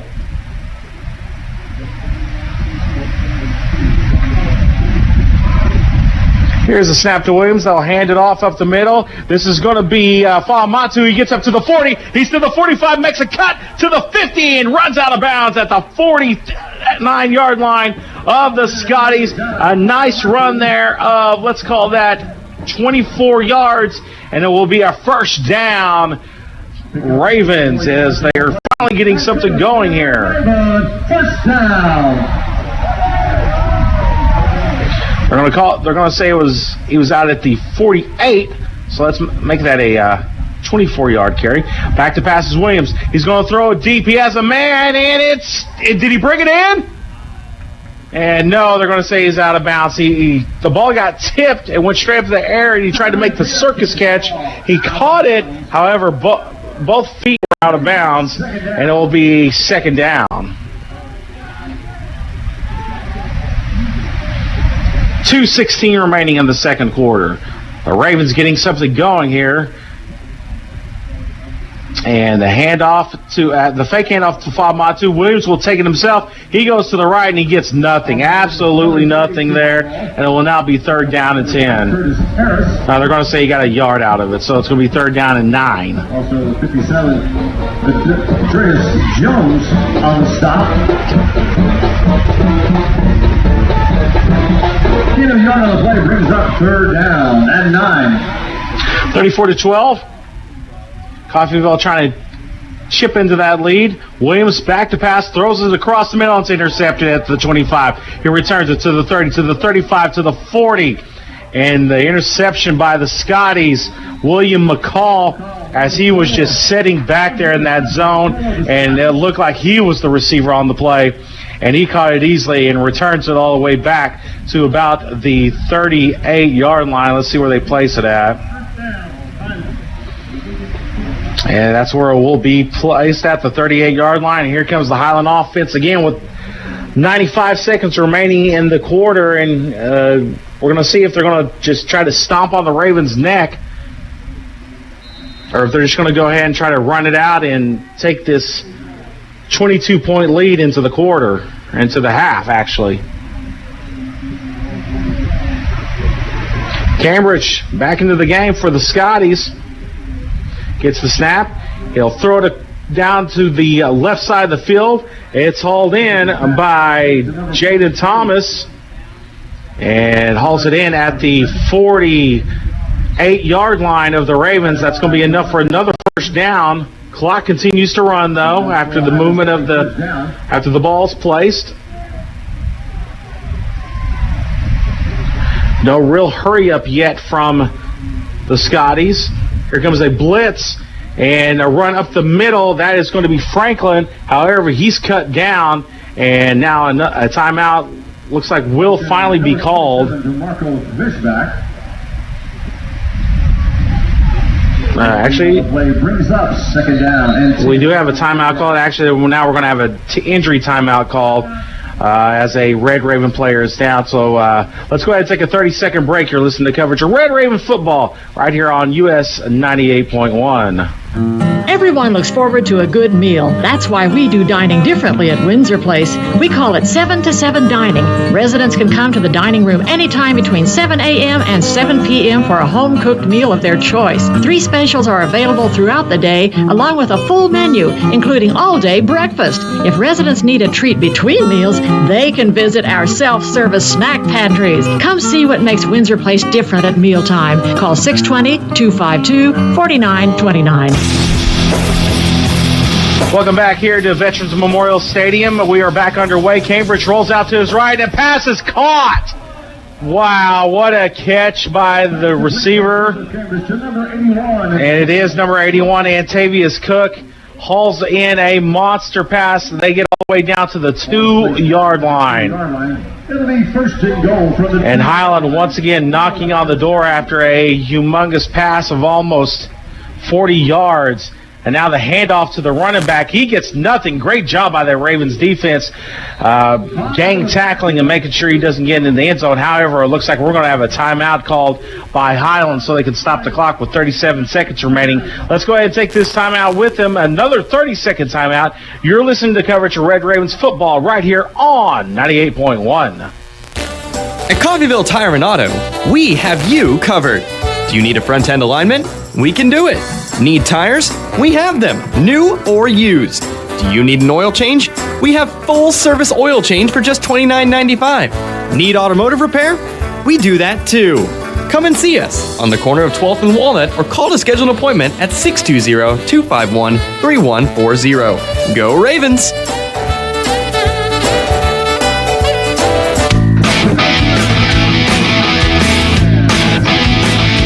Back at Veterans Memorial Stadium here in Coffeyville, and the defense are backed up to their 2-yard line, so their backs to the wall. At the very least, they would like to force a field goal here. Maybe they can force a turnover, but they do not want to surrender a touchdown, as that would put the Scotties into the 40s. As we're just waiting for play to begin here, and the Whistle's been blown, and we are ready for play. Cambridge gets the snap. He's going to drop back to pass. He's going to be blitzed. And it's intercepted at the 5-yard line. Returns to the 20 and shoved out of bounds at the 25-yard line. Cannot see who intercepted that. That is number 19, I do believe. That is Demarius Farmer with the interception for the Ravens. What a job by that defense, and like I said, the very least would be a turnover, would be a field goal. However, they forced the turnover and the return all the way back to the 22-yard line. So, once again, a good job by that Ravens defense to keep the Highland Scotties from scoring again with 30 seconds remaining here in the first half of play. Here's a snap to Williams. He will hand it off. And running up the middle, it's either Matu or actually that's going to be Keyshawn Bryan with the run. Timeout, Red Ravens. And now timeout Ravens with 24 seconds remaining. So the Ravens get it. We'll go ahead and keep it here. So the Ravens doing a good job. The defense finally able to make a play there. As Demarius Farmer was the one able to pick that off, the 5'11" defensive back out of Hoover, Alabama. So good job there by that Ravens defense.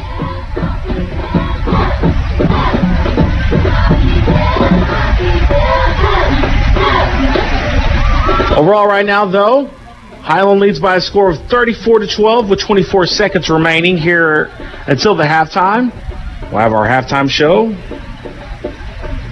after our break here.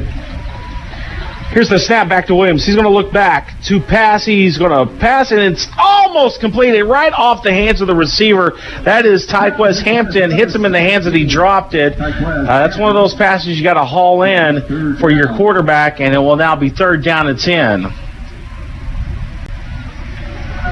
Ball at the 25-yard line.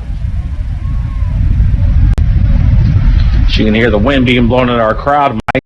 And here's the handoff to Famatu, and he's going to be ushered out of bounds at about the 31-yard line. It'll be short of the first down by about a yard, I think, depending on where they place this.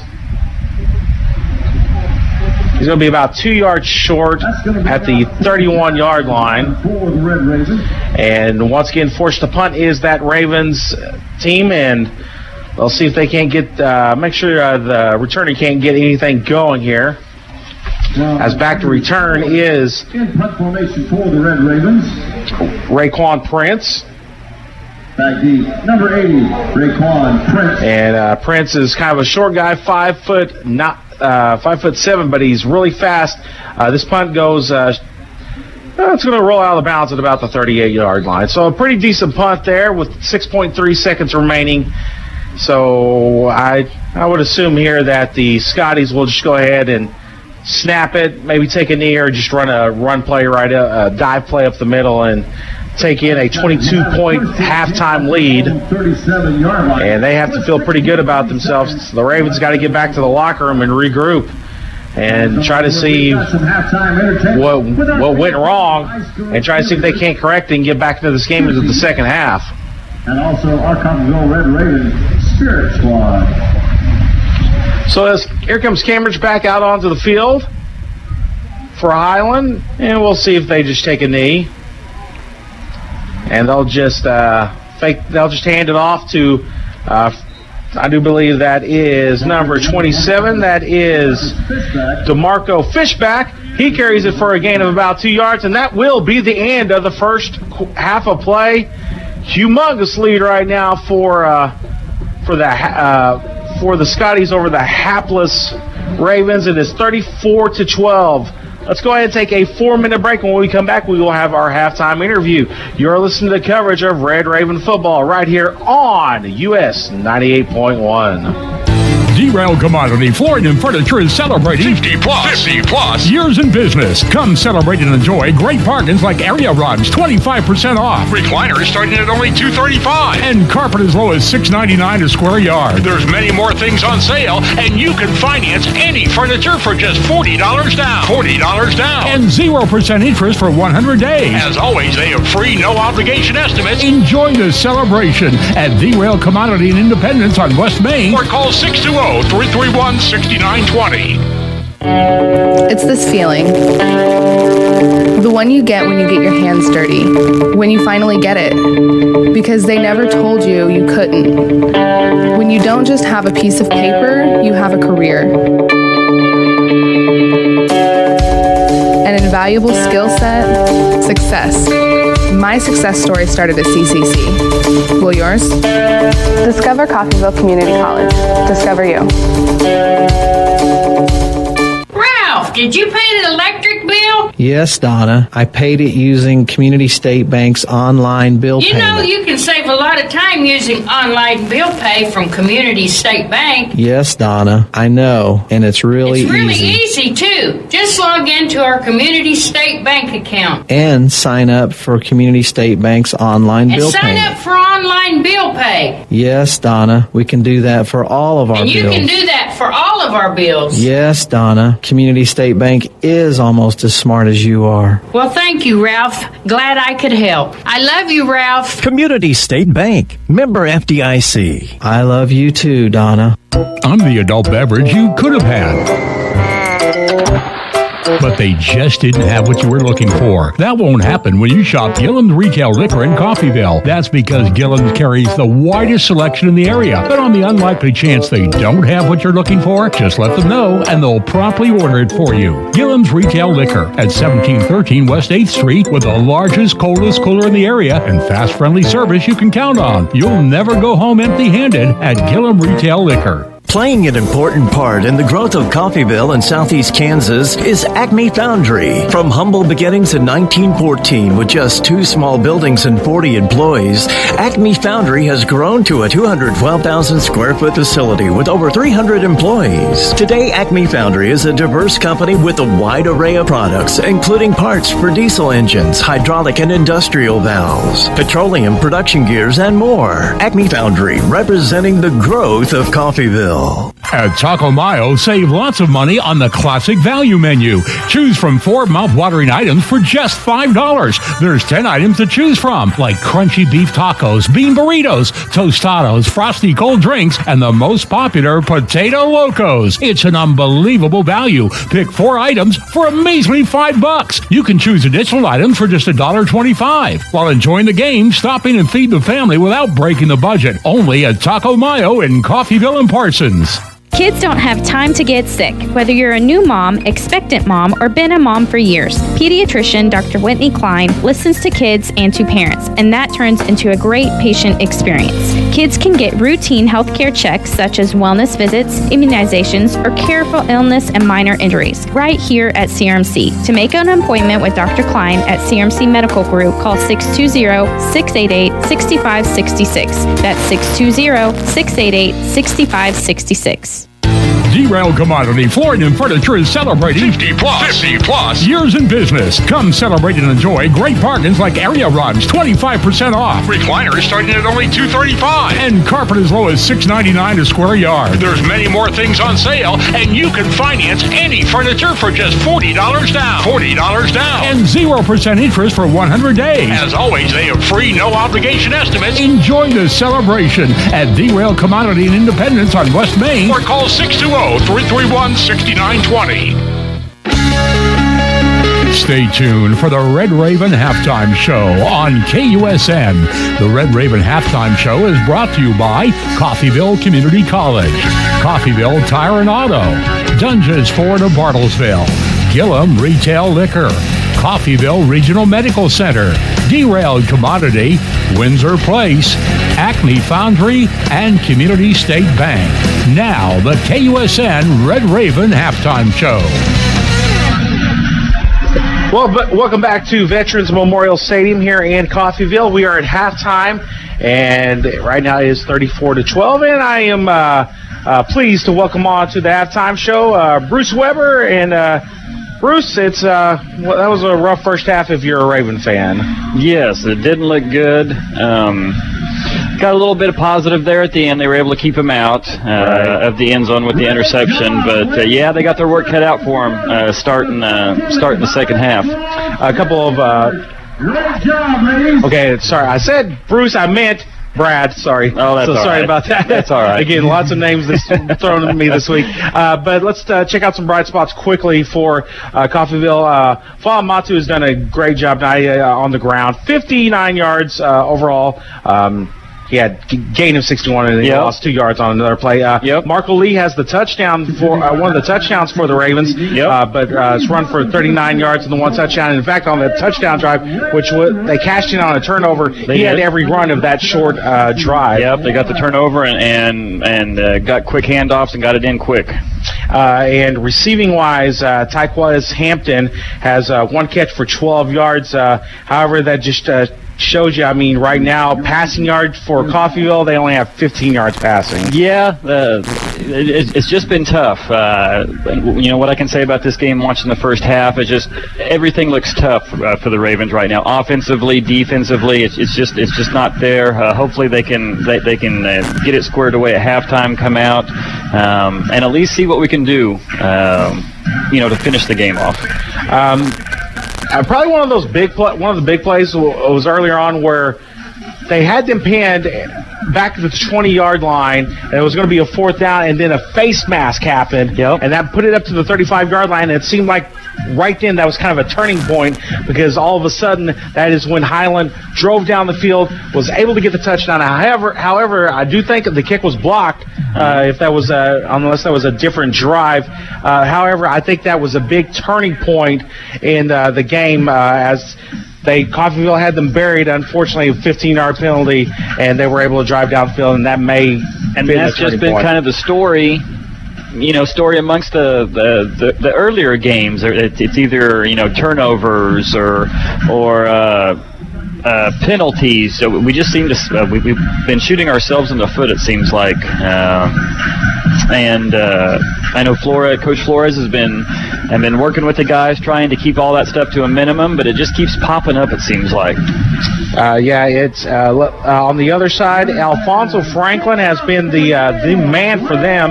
He has 61 yards rushing, 2 touchdowns on the ground. He also has a receiving touchdown as he caught that pass on the far side and just brought it back all the way over to the near side, had good blocking, and was able to haul down a 50-yard touchdown pass. So he has 3 touchdowns overall, and if we had a player of the game just for halftime, he definitely would be the player of the game so far. For sure. Their receivers have just been kind of going at will against the Ravens DBs. But again, as you said, at the very end there, they were able to get the interception to stop the touchdown. So hopefully they can take that into the halftime locker room for some momentum. I would think that'd be some positive momentum for the coaches to push on at halftime. I would guess they're going along the same lines, of come out after halftime, 0-0 score, even though we're down, look at it as we're 0-0, build some momentum, get a score, maybe get a couple scores, hold them out, and before you know it, maybe we can kind of turn it around going into the fourth quarter, hopefully. Absolutely. It may look daunting, but again, if you're the coach, you tell them, don't look at the scoreboard. That's right. It's 0-0. Get out there and score, and don't pay attention to that score right now. Yeah. Let's get out there and put it together one drive at a time. So again, it's been a tough stretch though for Coffeyville because at some point earlier this season, Highland was ranked in the top 25. So pretty much, if you want to get down to it, Coffeyville, every team they played this year has been a ranked opponent. Yes, at some point. They have. I know Highland was ranked earlier. They were in the teens, I think 14 or 15, preseason ranking. They've had kind of a rough season so far, but they played Butler. The same, tough schedule. Seems like all the KJCC schools, beating up on each other. Half their conference is ranked in the top 20. Well, and the number 1 and the number 2 team in the country. Yeah. Hutch is number 1, Butler's number 2. That's pretty incredible when you have the number 1, 2, the 1 and 2 team in the same conference. That's right. That's right. That's So pretty every amazing. week in and week out with the conference schedule, you're playing top-notch junior college competition. That just makes it hard. But hopefully, coming up on our schedule, next week we do travel out of the conference a little bit down to Little Rock, Arkansas. We're going to take on a school, Arkansas Baptist College, on the road next week. So we'll see how that goes, and then we come right back the next week back to a home game with Dodge City coming into town. And we'll see how that goes. And So. Dodge City has struggled as well this year. They have. So maybe at that point, maybe Coffeyville can maybe sneak up on Dodge City and knock them off Yeah. It's always tough coming across the state, long road team or long road trip for Dodge coming across the state. I know it's hard when we go out there to Dodge or to Garden Way out there. It's hard to keep the guys focused. So maybe with them coming this far this direction, we can get a win there. Maybe hopefully get a win next week and maybe turn the corner a little bit. Absolutely. And again, still plenty of time left in this game. And then, like you said, we step out of conference next week to head to Little Rock against Arkansas Baptist, and hopefully could pick up a win there as well and start building some momentum. That is correct. All right, looking at just a few other sports here, the volleyball team is continuing its domination. The volleyball team is rolling along, I have to say. They're up, I believe, it's for their season record. They're 20-0. In that 20-0, 18 of them have been by 3-0 margins. Wow.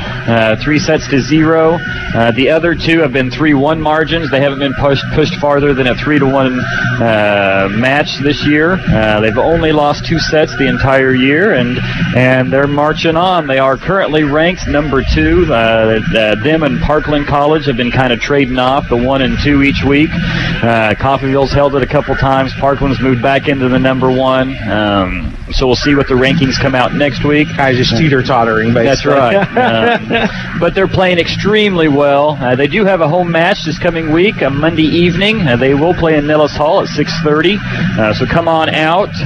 The number 2 ranked NJCA Division II team in the nation, and they are rolling. I believe for home matches, they have not lost a home match, I believe, in 4 years. Wow, that's amazing. That's a heck of a run. They put on a heck of a show when it comes to volleyball. They hit it hard. And I mean, that just shows that that's a great home field. That is correct. Or home court advantage. Yep. Coach Downing tells me when they travel to other locations, it's not near the feeling that Nellis Hall is for our girls.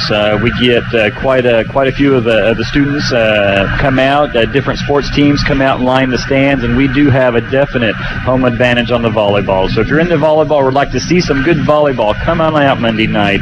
It'll be a heck of a show. So that sounds exciting. I may have to get out there myself and check that out.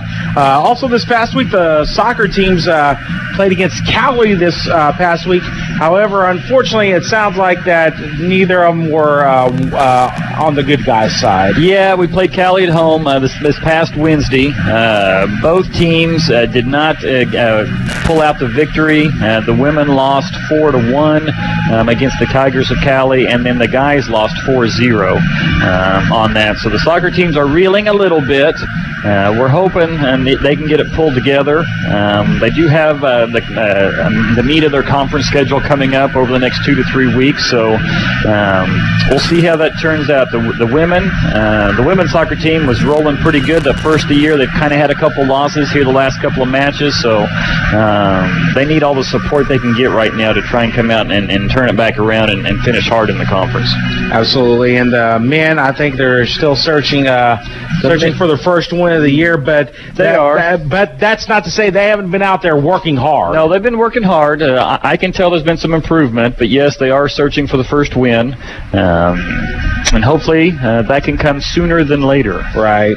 But again, as you said, they've been showing improvement. It's just, they've had a tough schedule themselves as well. So yes, they have. But again. lots of things going on. There are. Any other things going on? I'll give a shout out to our golf teams. Our men's, women's golf teams have their first match starting tomorrow. They're going over to Stillwater Lake Hefner Invitational. Oh, very nice. So they'll be teeing it up. Hopefully it's dry over in Stillwater. Yeah. Unlike closer to here, but they are teeing it up. The Lake Hefner Invitational over in Stillwater. So good luck, Red Raven golfers. That's definitely exciting, and like you said, hopefully it'll be dry because, man, we had some rain this morning. In fact, there was a couple of tornado warnings just north of us earlier, and hopefully people were able to get out of the way or For sure. nothing touched down. So, hoping for those people's safety. I haven't heard anything, but again, just wild weather. Yes, I mean, I'm from Oklahoma, so I'm used to the wild weather. So it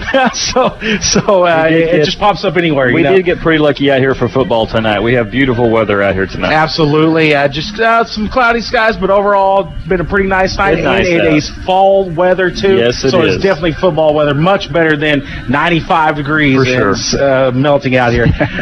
Well, Brian, I thank you very much for coming on today, talking about all the great things going on with Coffeyville Athletics. Thank you.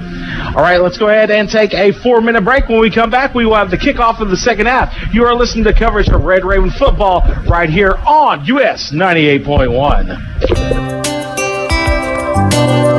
Hey, Raven fans, coming into town for a game? Make it a great weekend. Reserve your room at Coffeyville Sleep-In and Suites, Coffeyville's premier home away from home. Enjoy plush, clean accommodations, a free continental breakfast, indoor pool, Wi-Fi, and superior staff and services. Ask about special AARP and military discounts. Coffeyville Sleep-In and Suites, a proud supporter of the Red Ravens. One family has been selling vehicles in Oklahoma for 90 years. Dunge's Family of Autos. We're Oklahoma's oldest Toyota dealer, and we've been selling Fords and Lincolns here in Bartlesville even longer. Trade with us and you'll have a low-pressure, enjoyable time buying a car, truck, or SUV. And every new vehicle comes with our complimentary 7-year, 100,000-mile better warranty. When it comes to Toyota, Ford, and Lincoln, you have a choice. DungesChoice.com. They say if it ain't broke, don't fix it. But if it is, see Rocky Hill Salvage just east of Coffeyville. Rocky Hill has everything you need to fix your vehicle, from door handles to rebuild parts. And they offer towing and repair too. Auto parts, accessories, salvage, and more. You can count on Rocky Hill Salvage. Rocky Hill Salvage is 176 4000 Road on Highway 166, just a few miles east of Coffeyville. Rocky Hill Salvage, always on our toes. Everyone looks forward to a good meal. That's why we do dining differently at Windsor Place. We call it 7 to 7 dining. Residents can come to the dining room anytime between 7 a.m. and 7 p.m. for a home-cooked meal of their choice. 3 specials are available throughout the day, along with a full menu, including all-day breakfast. If residents need a treat between meals, they can visit our self-service snack pantries. Come see what makes Windsor Place different at mealtime. Call 620-252-4929. At Coffeyville Tire and Auto, we have you covered. Do you need a front-end alignment? We can do it. Need tires? We have them, new or used. Do you need an oil change? We have full-service oil change for just $29.95. Need automotive repair? We do that too. Come and see us on the corner of 12th and Walnut, or call to schedule an appointment at 620-251-3140. Go Ravens! D-Rail Commodity Flooring and Furniture is celebrating 50 plus years in business. Come celebrate and enjoy great bargains like area rugs, 25% off. Recliners starting at only $235. And carpet as low as $6.99 a square yard. There's many more things on sale, and you can finance any furniture for just $40 down. $40 down. And 0% interest for 100 days. As always, they have free, no-obligation estimates. Enjoy the celebration at D-Rail Commodity in Independence on West Main. Or call 620-331-6920. It's this feeling. The one you get when you get your hands dirty. When you finally get it. Because they never told you you couldn't. When you don't just have a piece of paper, you have a career. An invaluable skill set, success. My My success story started at CCC. Will yours? Discover Coffeyville Community College. Discover you.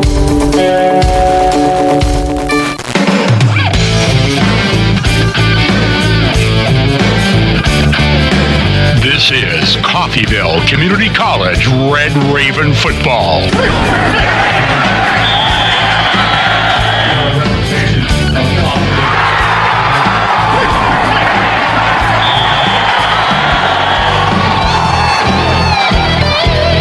The Sleep In and Suites in Coffeyville presents Red Raven football on KUSN.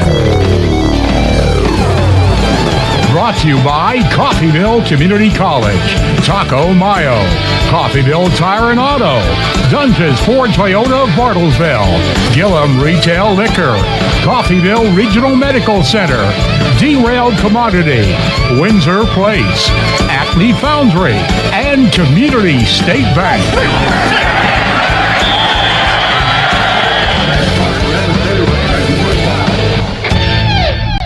Welcome back to Veteran Memorial Stadium here in Coffeyville. As we have just kicked off, the ball was returned by Peterson all the way up to the 42-yard line of their own 42-yard line, and that's where Coffeyville will start. And we do have a different quarterback into the ball game. We'll get to see who that is in just one moment. Here's a handoff to Marco Lee, and he's cut down at about the 49-yard line. And now in for quarterback for Coffeyville is Edwin Kleinpeter Jr., the 6'2", 240-pound sophomore out of Baton Rouge. A nice run there by Lee. About a 6-yard pickup, and it'll be second down and 4. Kleinpeter asks for the snap, land it off to Lee, gets across the 50, he's to the 45, crosses the 40 and cut down right there at the 40-yard line, and it'll be first down and 10 for the Ravens after a nice run there by Lee. Good for the Ravens. So Williams now out of the game at quarterback, and Kleinpeter is into the game to start the second half as the carousel continues for Coffeyville. Kleinpeter asks for the snap. It's going to be a pass out to the left. There's a flag on the play. That's going to be received by Hampton, and he's going to be escorted out of bounds after a 2-yard gain. However, there's a flag in the backfield. We'll see if this may be in the area of holding.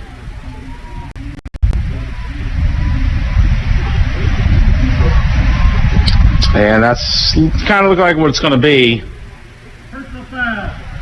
Oh, no. And the Ravens, it's not a hold, it's a personal foul face mask. So it's going to be a 15-yard penalty. That's going to move the ball back to the Red Ravens 45-yard line. And it will now be first down and 25 yards to go. Wow. A huge penalty there for the Ravens. Kleinpeter hands it off to Lee. Lee is met at the line of scrimmage, but he keeps fighting for yardage, and he keeps moving the pile all the way up to the 46-yard line of Highland. A great pickup there. And he'll make it down, still second down and quite a bit to go, though, but it's a little more manageable. Also 52, E.J. Thomas on the stop. Again, to the 46-yard line of Highland. It says the ball's on the 54-yard line. I'm not sure that's how that works. It's not the Canadian Football League. Here's the handoff to Lee once again. He crosses the 45-yard line and finally cut down at the 43. As again, the ball's not on the 54-yard line. There we go. There we go. Jones, number 57. And we'll see. Do we have an injury timeout here?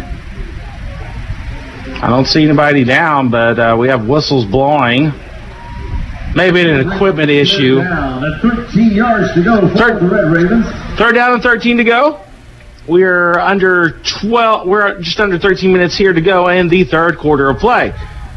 Kleinpeter back to pass, passes it, and it is caught at the 34-yard line. However, they're going to call it 33. However, it is short of the first down by about 3 yards here, and you're down by 22. I think you got to go for it, especially with the ball on the 33-yard line.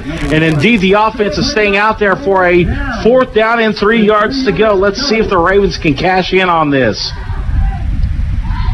Peter gets the snap, passes across the middle, incomplete, intended for number 9, Kyrie Richardson, but it's just out of his reach, and that'll be a turnover on downs. And that is where Highland will take over the ball at the 33-yard line. They'll have it 1st and 10 at their own 33-yard line. So unable to get the first down after a 1st and 25, and unfortunately that ended up costing them on this turnover for downs. Ball at the 33-yard line. Cambridge back in the game for quarterback for Highlands. He's going to throw it across the left side. The ball is up in the air after being tapped. However, nobody's able to wrangle it, and it will be 2nd down and 10 for Highlands. Ball was passed to the left side, intended for Antoine Thompson. Broken up by number 1, Devontae Dawson. And Dawson once again in there to break up the passes. He tipped it and went flying through the air, but it's one of those things where everybody looked around where was the ball, and then it kind of fell to the ground harmlessly. Here's the fake handoff pass out to the left side, and it's caught by Thomas. He's going to speed down to cross the 50, to the 40, to the 35, and finally brought down at about the 33-yard line. A huge gain there for Number 5, Dalian Gantz. the Scotties. Inside Red Raven territory, down to the 33-yard line. About a 34-yard pickup. For the Scotties. And it's now 1st down. The ball now on the Red Ravens 33-yard line, as they just went from 33 to 33. Cambridge gets the snap. He's going to roll out to his right, looking for somebody to throw to. He finds somebody, and it's incomplete. The pass broken up. Nice play there by, can't quite see who that is for the Ravens. Dalian Gantz, number 5. That'll bring up. That's Dalian Gantz breaking up the play, as the number was kind of hard to see as they're completely on the far side end of the field, but Gantz breaks it up and makes it 2nd down and 10. 11:34 remaining in the 3rd quarter of play. It is 34-12 Highlands. And they hand the ball off to Franklin, and he's going to be wrangled in the backfield and brought down by that Red Ravens defense. Good job by the Ravens. It's going to be a loss of about 3 yards back to the 36-yard line, and it will now be 3rd down and 13 yards to go. Number 40. Alfonso Franklin trying to break some tackles, but he's unable to. But he's been having a heck of a night. That freshman from St. Petersburg, Florida, has 3 touchdowns, 2 on the ground and 1 in the air. And overall, he has over 100 yards of all-purpose offense.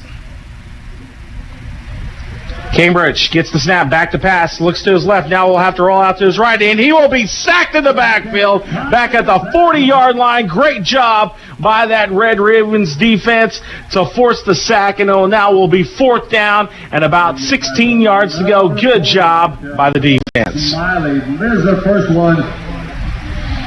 And now Highlands will be forced to punt. They will Number 95. trot out number 37. That's Finn Rudd, the freshman from Wellington, New Zealand. In punt formation. And back to receive is Lamont Peterson. And here's the kick, and it's high in the air, and it will bounce at the 1 and roll out of bounds at the 3-yard line. Wow, what a punt by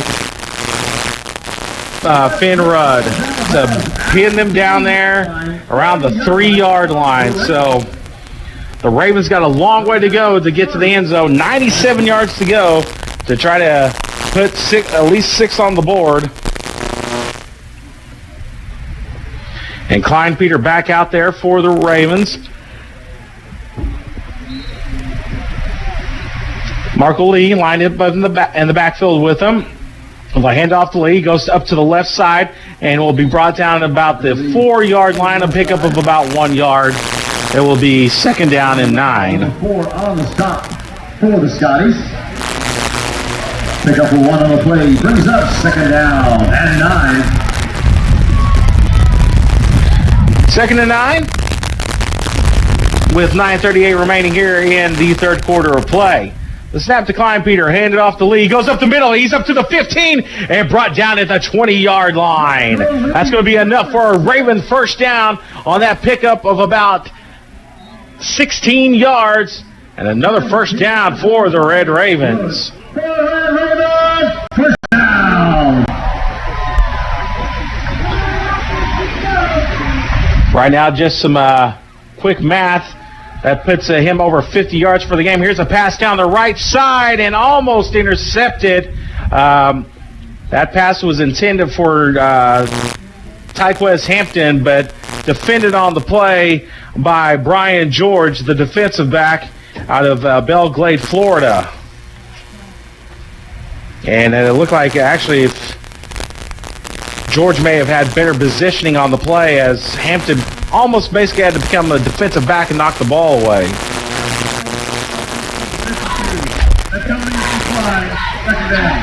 Penalty was called on Coffeyville for an illegal man downfield. However, the penalty was declined, and it will now be second down and 10. Handoff to Lee. He goes over to the left side, trying to work that left side, and he'll get up about 3 yards. So it'll be third down and 7 as we just go under 9 minutes here in the third quarter of play.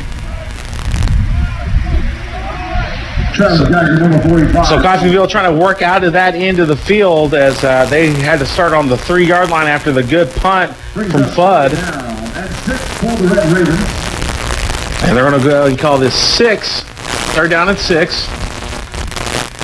And now here comes a blitz, it looks like.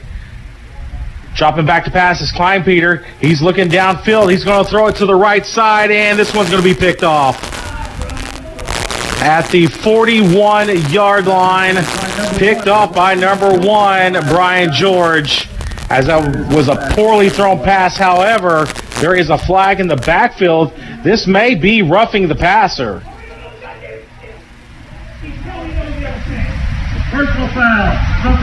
And it is roughing the passer. That will be a 15-yard penalty from where the flag is up to the 25-yard line, and that will be an automatic first down for the Ravens.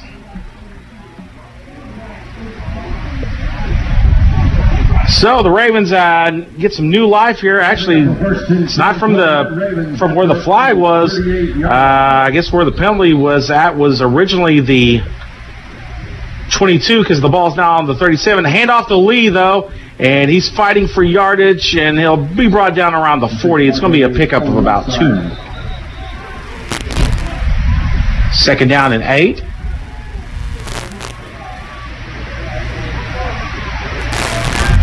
Pickup 2 on the play. Second down. 8:17 remaining here in the third quarter, and that wind out of the south is picking up briskly. So the Ravens are going into that wind. And here's the handoff once again to Lee, and nothing going there. He's tripped up in the backfield. By number 23, Joe Garcia. And it will now be third down. Loss of 3 on the play. Brings up a loss of, as you heard, maybe heard back there, a loss of 3 on the play. And it's now going to be third down and 11.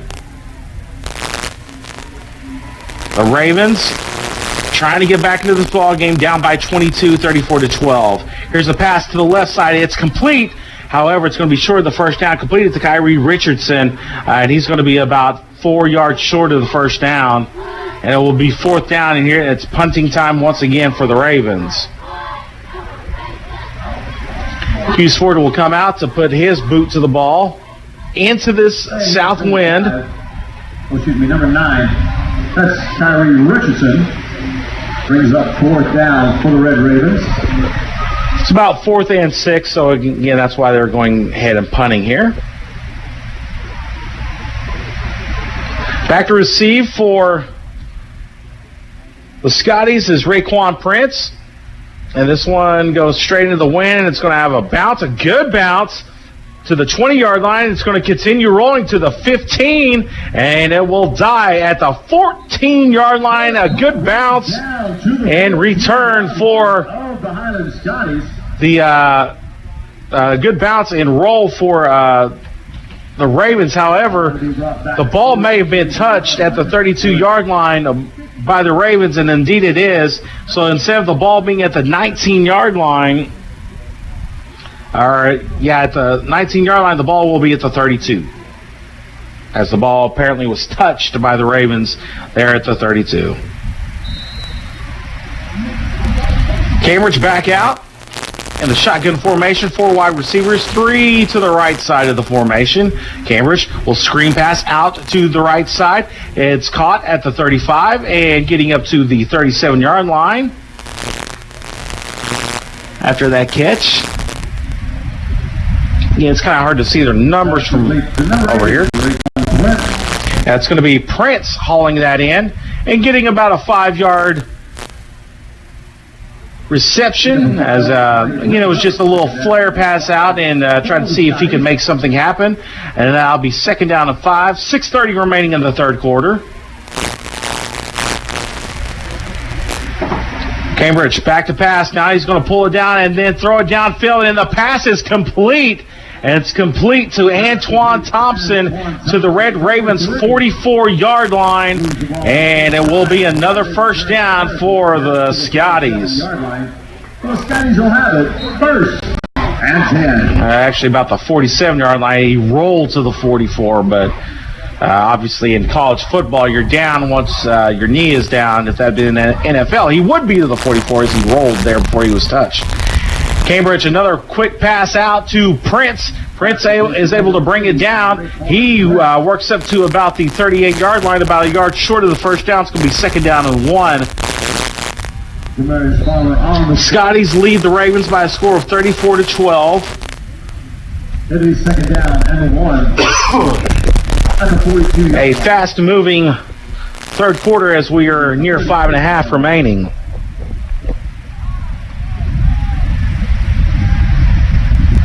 Three wide receivers in this formation. 2 of them are to the left. Cambridge will pass it to the right side and almost hauled in by Prince, I do believe that was on the far side, but just as the ball hit him in the numbers, he was hit and he dropped the ball. So making the breakup on that play was Devontae Dawson, who's been having a really good game over there for the Ravens on that right side, left side of the defense. 3rd down and 1 yard to go. And we'll see if they try to run in here. Stacking the box is the Ravens, and they will hand it off to Franklin, and Franklin is very close. I don't know if he got the first down or not. It'll be very close, and they will give him the first down, though, and it will be 1st down to 10 at about the 37-yard line. 1st and 10 for the Scotties. So the Scotties able to move the chains once again. Now we have 3 wide receivers to the left side of the formation. The right side completely empty. However, now a running back going out there. That's Jackson. Here's a pass to the right side, and it's complete. And up to the 21-yard line is the receiver. And hauling that in for the Scotties was DeMarco Fishback. He hauls it in for a substantial gain up to the 23-yard line, so it's a pickup of about 15 yards and 1st down for the Scotties, and they're looking to put another 6 up on the scoreboard, definitely smelling blood in the water. Stab back. Here's Cambridge. He's going to throw toward the end zone, and his receiver did not even know he's being thrown to, and it was way out of his reach as well. So an incomplete pass. So maybe a little miscommunication there between the quarterback and his receiver, and it will be 2nd down and 10. The intended receiver was Davari Jenkins out of Ocala, Florida. And now once again they overload that left side with 3 wide receivers. Send a running back out to that left side, and it's going to be incomplete as they were trying another little flare pass over to Fishback. However, it hits him in the hands and drops. Raven player tried to pick it up and take off with it, but it was a forward pass, not a backwards pass.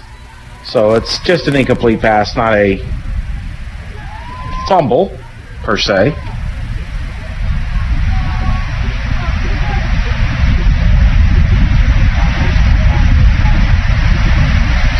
And was there a flag dropped on the play? Yes, there was.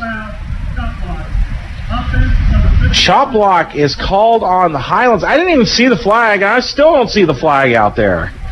It must be one of those ones where they just drop it real quick and pick it right back up. But shot block called on the Scotties, and it will now make it second down and 25 yards to go. Ball all the way back now to the 36-yard line. And here's the snap back to Cambridge. He's going to take off. He's up to the 30 and keeps going, but falls down at the 26-yard line. However, there is another flag on the play. Drop back at the 41-yard line. This is in the area of holding, though. And it is holding on the offense. So that'll back them up another 10 yards. It'll make it second down and 35 yards to go. So this is definitely helping the Coffeyville defensive cause. That's right. Second down and a country mile. So, as they usually like to say. Yard line. They got to get all the way to the 11-yard line for the first down, and right now they are currently at the 46-yard line. Long way to go. And they're just going to hand it off up the middle to try to see if they can get something working there. Alfonso. Yeah, that is Alfonso Franklin with the carry. He doesn't get much there. In fact, nothing. And it will now be third down and 35 yards to go. Looking at the play, that's going to bring up third down, Raven fans. So do you do the Madden, the Madden play where you send all the receivers deep and just throw it up? And we always know you go for the X receiver there, the guy who cuts inside the middle. Here's the handoff, though, to Franklin. He's going to go around to the left side, gets across the 45 to the 40, and finally brought down at the 38-yard line. That's only going to be a pickup of about 8 yards, and it will be fourth down and 27 yards to go. Number 40 on the stop. So good job there by the defense. A couple of offensive miscues by the Scotties. Moved them back into fourth and impossible Number 37. as we go under 3 minutes here in the third quarter of play. For the Red Ravens. Peterson back to receive for the Red Ravens. And punting for the Scotties will be Finn Rudd, who buried it at the 3-yard line last time. Let's see if he does it again.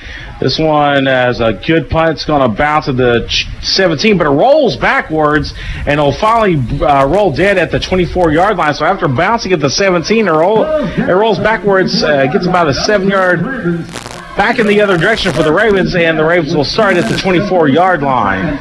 Left to go in the third quarter. 34-12, and the Ravens coming back out onto the field.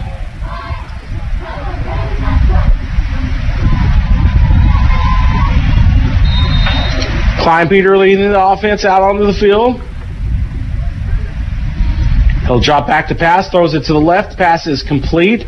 A gain of about 4 yards on that play. Pass complete to number 14. And it is brought in by Tyron Taylor out of Tomball, Texas. Josh Johnson, number 8 on the stop. And it's now going to be second down and about 6 yards to go. Klein Peter throws it out to the left again. Tried to hit Taylor once again. However, it was out of his reach. And it will be third down. William McCall, number 4, there on the defense. Brings up third down for the Red Ravens. Again, third down at 6, 2:14 remaining. And they'll hand it off to Fa'amatu. He'll get across the line of scrimmage and brought down at the 35. That may be enough for a Red Raven first down. It is indeed enough for a Red Raven first down. Fa'amatu able to move the chains for the Ravens. Fa'amatu on the carry. 6-yard gain on the play. Good for the Red Raven. First down. Here he is. Once again, Klein Peter throws to the left side. Tried to hit one of his receivers, and in fact, it was almost intercepted by the defensive player for Highlands. For Tyron Taylor. Brings up second down. And again, it's second down. And 10 for the Ravens. Klein Peter will keep the ball himself. He goes around the left side. He keeps going. He's up to the 40, to the 45, and brought down right there at the 45-yard line. Looked like he was brought down by his face mask, the way he was pulled out of bounds. But that's going to be enough for a Red Ravens first down as he goes out of bounds at the 46-yard line. Good for Red Raven. First down. So getting some movement here for the Red Ravens. The ball's up at the 46-yard line. And here's the handoff to Fa'amatu. He's up to the 50, crosses the midfield stripe, gets brought down at the 47-yard line. That's going to be a pickup of about 7 yards. And getting some movement here finally is this Coffeyville offense. Pickup of 6 on the play. Brings up second. And a lineman comes up lame for Coffeyville, and that is going to be number 51. That's Ezekiel Powell, the 6'5" offensive lineman, 295 pounds, out of Georgiana, Alabama. And he's finally able to kind of jog off the field. He kind of dropped to one knee for a second, and then I think he just had to try to gather himself, and then finally jogged off the field. Thought we were going to have to take a break there, but we indeed do not have to, as we are near 1 minute remaining here. Fa'amatu gets the handoff. He'll get across the 45-yard line, finally down at the 41. Flag on the play, way back at the 28-yard line. At the 28-yard line. And we'll see what this is about, as that was thrown by the back judge.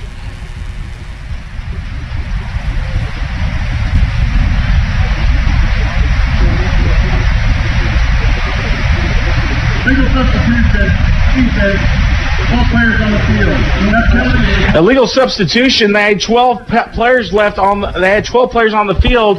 Would be a 5-yard penalty, but they declined the penalty because the result of the play is a first down for the Ravens. They're now up to the 41-yard line. Now under a minute remaining in the third quarter.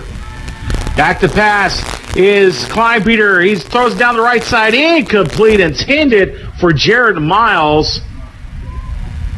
And it went out of bounds. Nobody was catching that. Maybe Shaquille O'Neal could have maybe snagged that, but unfortunately it's out of bounds. Second down to 10, 45 seconds remaining in the third quarter of play. The Coffeyville offense finally moving the football here.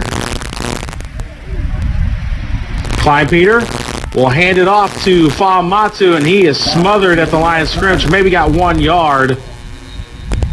And it will be third down and 9. And now we have the clock stopped for a second. Now it's running again. And it's easy to tell. Easy to tell when the clock stops here. It's got the tenth of a second on it.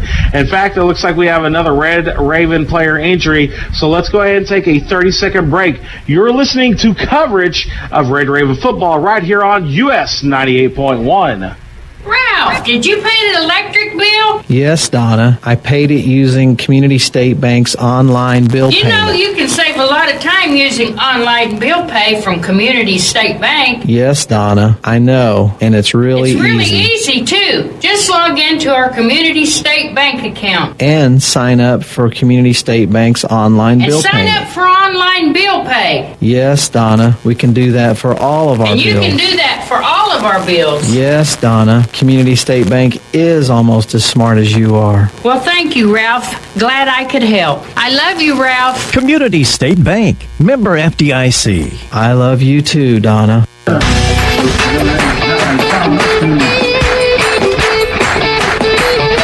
Welcome back to Veterans Memorial Stadium here in Coffeyville. The injured Coffeyville player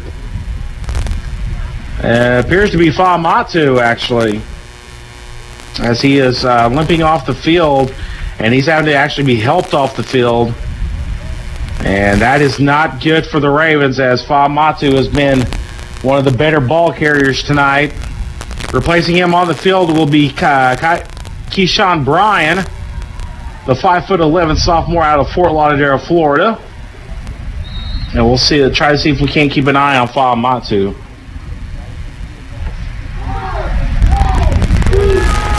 Back to pass is Kleinpeter. It goes to the right side, and is the pass complete? It is complete. Down to the 34-yard line. Hauling that in was number 11, Jared Miles. And that will be the final play of the third quarter. Let's go ahead and take a 1-minute break. You're listening to coverage of Red Raven football right here on US 98.1. I'm the adult beverage you could have had, but they just didn't have what you were looking for. That won't happen when you shop Gillen's Retail Liquor in Coffeyville. That's because Gillen's carries the widest selection in the area. But on the unlikely chance they don't have what you're looking for, just let them know and they'll promptly order it for you. Gillen's Retail Liquor at 1713 West 8th Street, with the largest, coldest cooler in the area and fast, friendly service you can count on. You'll never go home empty-handed at Gillen Retail Liquor. Playing an important part in the growth of Coffeyville and southeast Kansas is Acme Foundry. From humble beginnings in 1914 with just 2 small buildings and 40 employees, Acme Foundry has grown to a 212,000 square foot facility with over 300 employees. Today, Acme Foundry is a diverse company with a wide array of products, including parts for diesel engines, hydraulic and industrial valves, petroleum production gears, and more. Acme Foundry, representing the growth of Coffeyville. Welcome back to Veterans Memorial Stadium here in Coffeyville. We are beginning the fourth quarter of play. The Ravens now going right to left across your radio dial, heading toward that north end zone. As we are awaiting the call for play to be started by the referee, and there we go.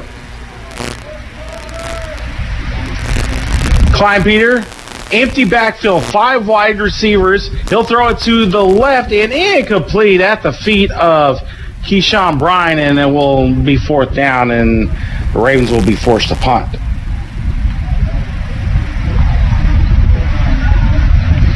So the Ravens got the ball moving there a little bit, but weren't able to turn it into points, and no points scored there in the third quarter play. It's still 34-12, Highland.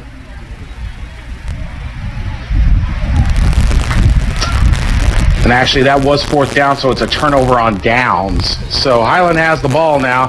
Hand off up the middle to Alfonso Franklin. Nothing much going there. Actually, a no gain. Okay, number 26, Uriah Leverett. Tackled by number 36, Christian Gomez. Ball once again at the 34-yard line. 2nd down and 10 as we just started this fourth quarter of play. Cambridge in the backfield gets the snap. Looks to throw downfield. Now he's going to have to roll out, and he throws it on the ground. There was not even a receiver in the area. How is that not intentional grounding? There was not even a receiver remotely within the area. Wow. Okay, so it's going to be 3rd down and 10 after... Wow, I just don't see how that's not called intentional grounding. I mean, I guess you could say the running back was in the vicinity, but he wasn't even ready for the football. He wasn't even looking for it. And there's no way he would have caught it. All right, Cambridge gets the ball. He's going to roll out to his right. throws. He completes it downfield to number 42. That is Jaden Thomas. And he's brought down at the 49-yard line. It's a completion of 15 yards, and it will be first down for Highland. The ball at the 49-yard line. And for the Scotties at their own 49-yard line. And Highland really in no rush now with this 22-point lead. They'll gladly take their time here. Here's a snap. They'll hand it off to Franklin. He'll go to the left side of the formation. He's to the 45. He bounces outside to the 35-30 and brought down at the 20-yard line. That is going to be a run of 31 yards, and it'll be a first down. Highland, actually, they're going to mark him out at the 23. That moves so be to the 23-yard line. Still another very long run. For the Highland Scotties. So the Scotties knocking on the door again. And the clock running, and the clock the enemy of Coffeyville right now.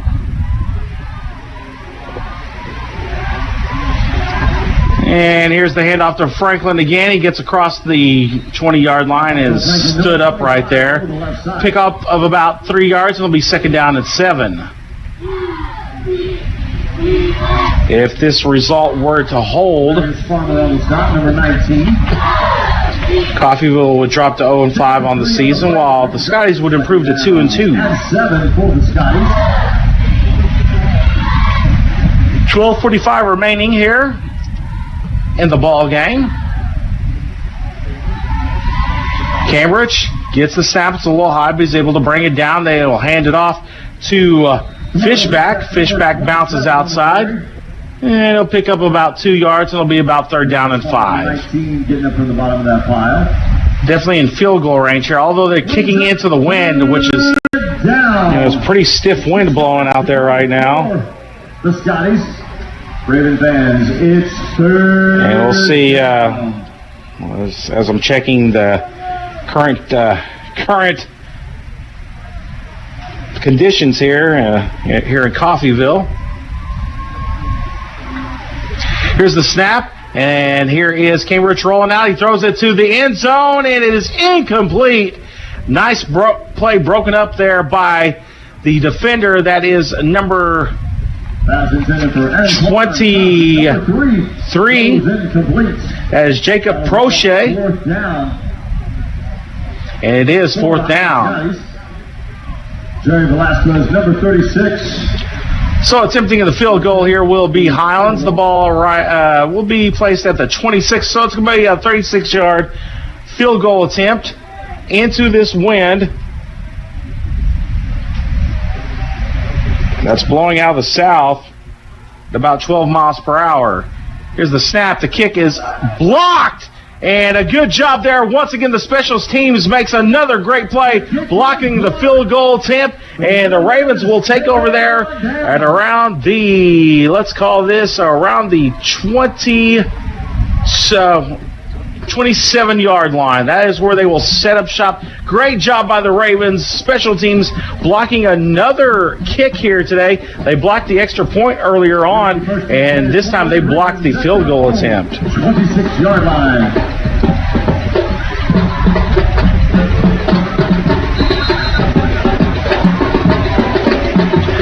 So here we go, 11:44 remaining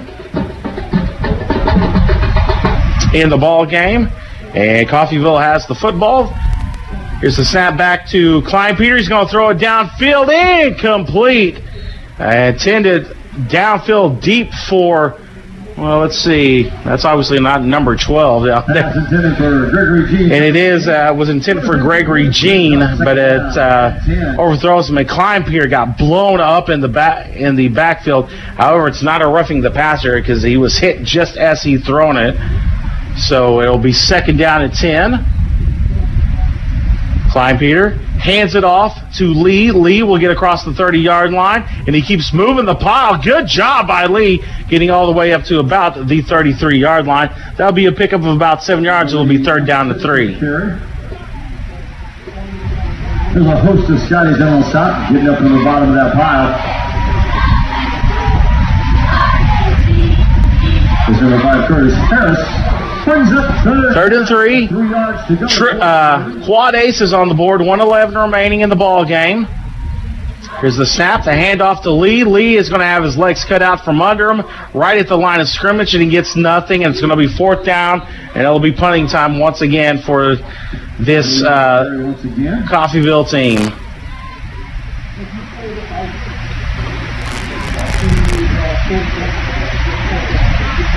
At this point, though, why not go for it? Travis Geiger, number 45, getting up from the bottom of that pile, brings up 4th down. And that looks like that's what they're going to do. The offense will stay on the field, down by 22. You might as well go for it here. I mean, you have nothing to lose. You're already down by 22. Here's the snap. They hand off to Lee. He's got nothing. He actually lost 2 yards on that. It's going to be a turnover on downs. And off to Marco Lee. I'm not sure I agree with the conservative play calling there. Hold and take over on downs. But it will be 1st down for Highland at the 30-yard line.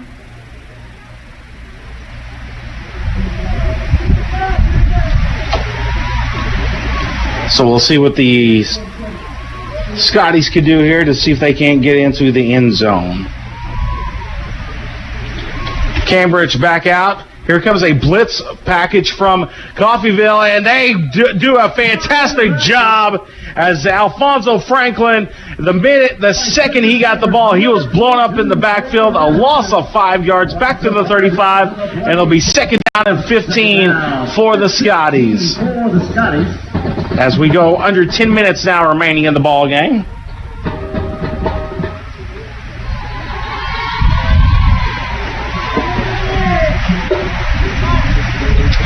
So again, 2nd down and 15.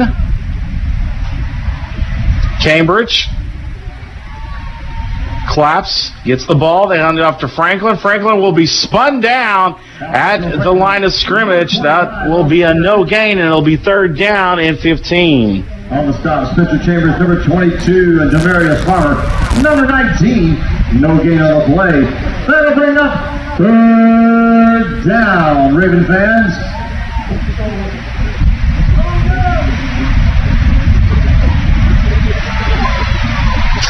Third down and 15.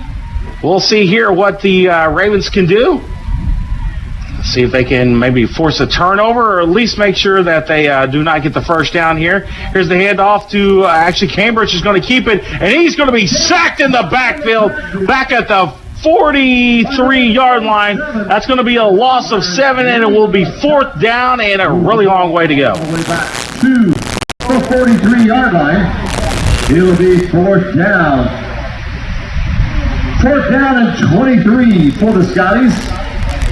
That's Finn Rudd. 8.5 remaining here in the ball game. Finn Rudd back to punt. Lamonte. And Lamonte Peterson back to receive. And now we have a Red Raven player. He took his helmet off and he's absolutely frustrated. I think he got hurt or something, but he took his helmet off and then he threw it down and stood up and seemed to be angry.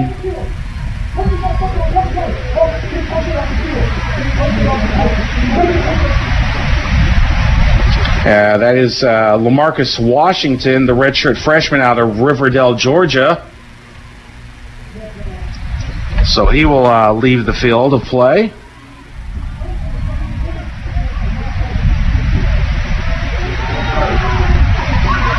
And now Fudd will be punting from about his own 42-yard line. And Peterson standing back on his own 10. And they are definitely taking their time here. As the play clock is only at 20 seconds, they're just going to go ahead and take their time here. And can't blame them. The clock's down to 8 minutes now in the ball game. Been a fast-moving second half. Our score is still the same as it was at halftime. 34-12. And here's the snap, and here's the kick by Fudd. Peterson fair catches it at the 20-yard line, and that is where the Ravens will start this offensive drive. There is a flag down. There is a flag on the play. So we'll see what the dirty laundry is.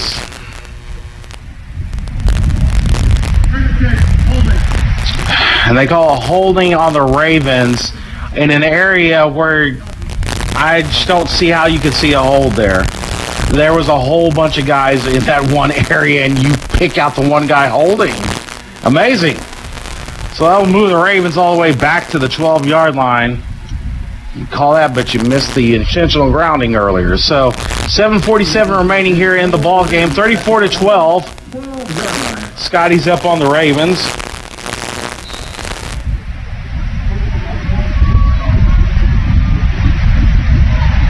As we did not get the third quarter statistics.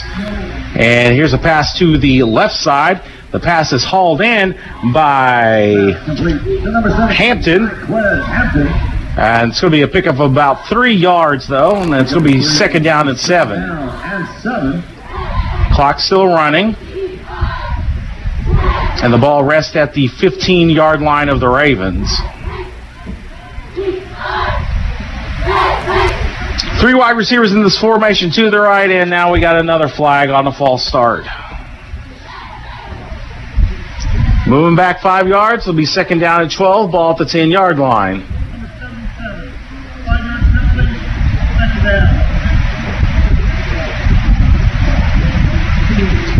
$7:27 remaining in the ball game, and it appears that the Ravens will drop to 0-5 on the season.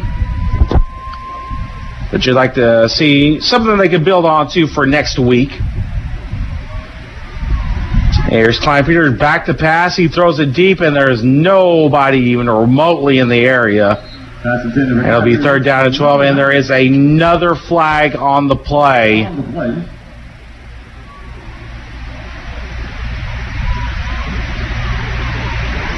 And it's going to be holding again on Coffeyville, but it may be declined. And it is declined, so it'll be third down and 12.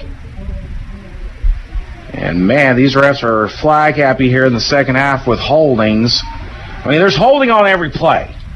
So, technically, you could call holding on every play, but they're making it like it's egregious, and it really hasn't been.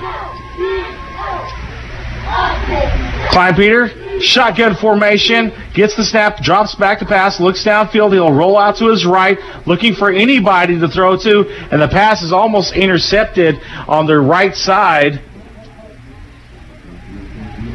And that was Kyrie Richardson. Number 9 goes in. Kyrie Richardson. That's who that pass was intended for. But it will be fourth down, and the Ravens forced to punt once again For the Red Ravens. From their 10-yard line. Number 80, Raekwon Prince.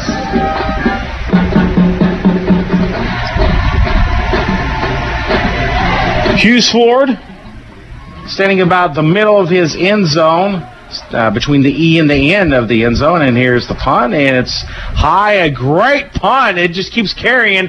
It's caught at the 40-yard line, fair caught at the 42-yard line. So a good punt there by Hughes Ford. And it will be first down for the Scotties there at the 42. And Scotties going left to right with 7 minutes remaining in the ball game. No score. We're still at the halftime score, so it's still 34-12. Been no scoring here in the second half of this team's just been kind of going back and forth in between the 20s quite a bit. And here's the handoff to Franklin, and he'll get up to the 45-yard line, about a 3-yard pickup, and it'll be second down and 7. Number 27. And that was actually not Franklin. I think Franklin may be out of the ball game. That is actually number 27, DeMarco Fishback. Pick up the 4 yards on the play. Second down and 6. And they'll call it 4 yards instead of 3, second and 6.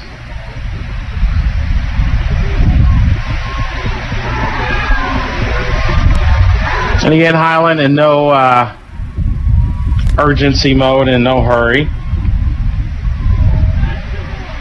as they're just letting the play clock run down as much as they can let it play down. And here's the snap to Cambridge. He'll hand it off. It's Fishback again up the middle, still fighting for yardage, but it looks like he's going to get no further than maybe 2 more extra yards. That'll make it about 3rd down and 4.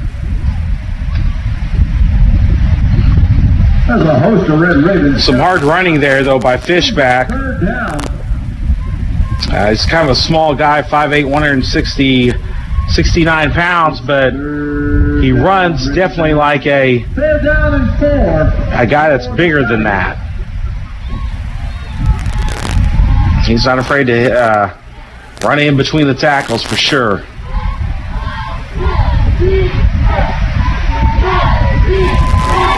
And here's the handoff to another running back. This is Jakari Gatson, and he's cut down behind the line of scrimmage, a loss of about 3 yards. And it will be 4th down, and Highland will have to punt here, I think. And here comes the punt unit as I don't think they were ready. They just all of a sudden, hey, we got to get out there. Peterson back to receive this punt. And, of course, Finn Rudd, who's been doing a good job with the punting tonight, comes out to put the boot to the ball again for about, I think, the 6th time tonight.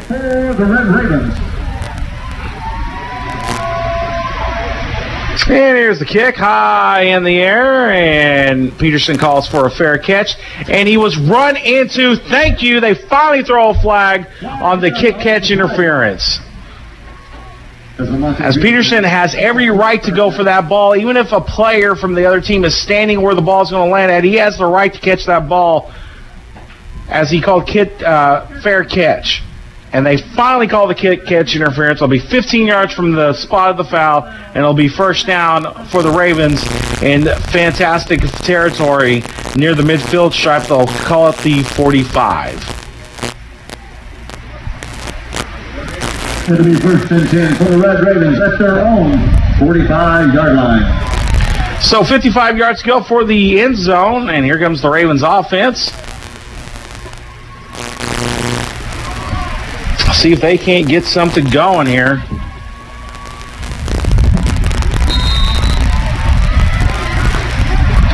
Klein Peter, shotgun formation. Fa'amatu lined up beside him. It's good to see Fa'amatu back in. He hands it off to Fa'amatu. He gets across the 45, gets up to the 50. It'll be 2nd down and 5. So we hit 4:30 remaining in the ball game. Highland leads by a score of 34-12. Pick up a 5 yards on the play. 2nd down and 5 for the Red Ravens. And the Ravens here, obviously, they're not going to win this ball game tonight, but it'd be nice to build some momentum going into next week. Try to get onto the scoreboard at least one more time to build some momentum as they head on the road next week for a non-conference matchup against Arkansas Baptist College in Little Rock. 3rd down and 5 for the Red Ravens. Fa'amatu got nothing on that run. It's now 3rd down and 5. Klein Peter back to pass, throws it to the sideline, and it is brought in. Nice catch there by Isaiah Taylor, and he catches it at the 44, and that will be enough for a Ravens 1st down. Move the chains. Good for the Ravens. 1st down. So, moving the chains again. And we'll see if they can't do it again. Fa'amatu gets the handoff. He gets to the 45 and finally cut down at about the 42-yard line. So it'll be about a 2-yard pickup. They're going to call it 1 yard. So it'll be 2nd down and 9 yards to go. Ball at the 42. 2nd down and 9. Actually, 43-yard line. As we are approaching 3 minutes remaining in the ball game. Klein Peter throws it to his right, and it's brought in at the 35, cutting up to the 30, to the 25, brought down at the 24-yard line. Number 9. And that was Kyrie Richardson, the sophomore out of Tulsa, hauling that in, and he gets another 1st down for the Ravens up to the 24-yard line. Red Ravens, 1st down. You like to see Coffeyville moving the ball here. Klein Peter looking for somebody to throw to. He's going to throw it to the end zone, and it's over his receiver's head. The receiver had a step on his defender, though. but the pass just a little too far, and it sails out of bounds out of the back of the end zone. You could see it there as the receiver, he had beaten his defender. He had the step on him, but the pass just a little too far.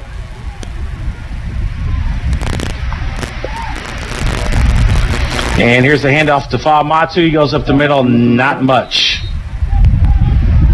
Maybe a yard. So it'll be 3rd down and 9. 92 getting up from the bottom of that pile.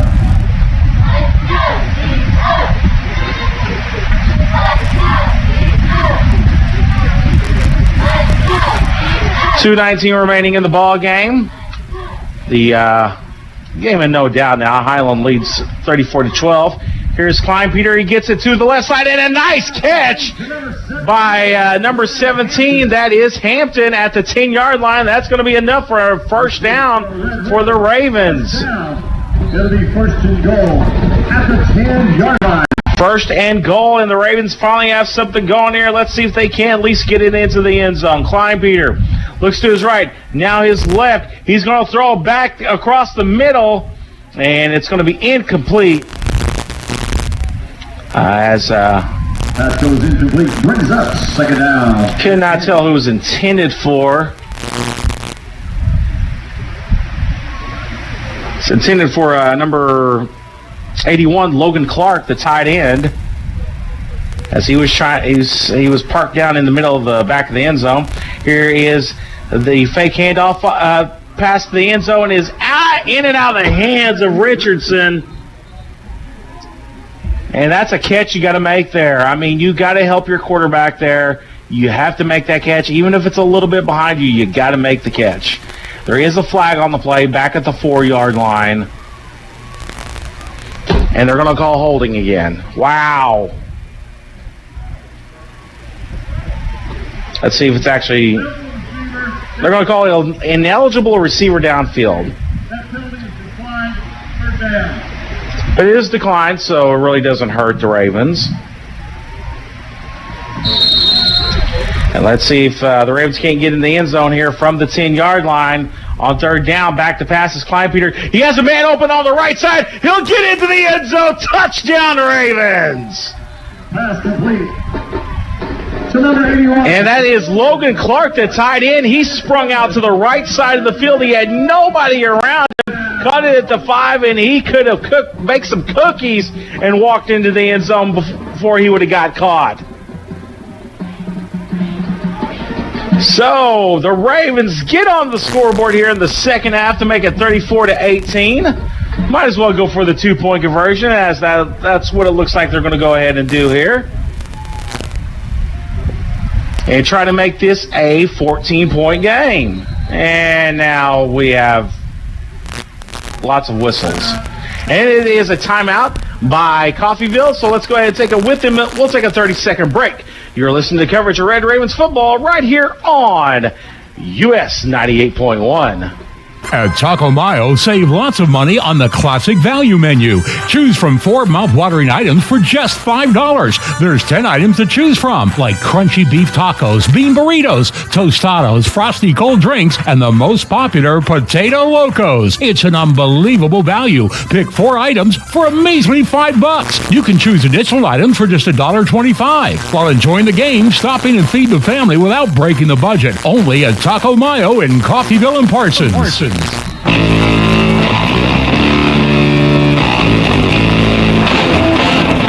We are back here at Veterans Memorial Stadium here in Coffeyville, where the Ravens will be going for a 2-point conversion here. 2 wide receivers in this formation, both to the left side, 1 tight end to the right side. Here's the snap. They'll hand it off to... That is going to be Brian, but he's not going to get into the end zone. The 2-point conversion is no good. No good. With 1:42 left. So 1:42 remaining in the ball game. It is 34-18. The Scotties on top of the Ravens. Let's go ahead and take a 1-minute break. You're listening to coverage of Red Ravens football right here on US 98.1. Kids don't have time to get sick, whether you're a new mom, expectant mom, or been a mom for years. Pediatrician Dr. Whitney Klein listens to kids and to parents, and that turns into a great patient experience. Kids can get routine healthcare checks such as wellness visits, immunizations, or care for illness and minor injuries right here at CRMC. To make an appointment with Dr. Klein at CRMC Medical Group, call 620-688-6566. That's 620-688-6566. Hey, Raven fans, coming into town for a game? Make it a great weekend. Reserve your room at Coffeyville Sleep-In and Suites, Coffeyville's premier home away from home. Enjoy plush, clean accommodations, a free continental breakfast, indoor pool, Wi-Fi, and superior staff and services. Ask about special AARP and military discounts. Coffeyville Sleep-In and Suites, a proud supporter of the Red Ravens.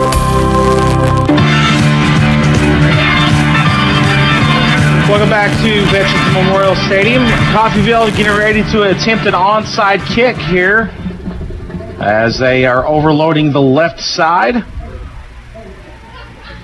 And making no bones about that, they're going for the onside kick.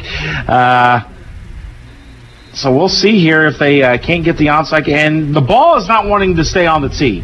This wind is really whipped up tonight.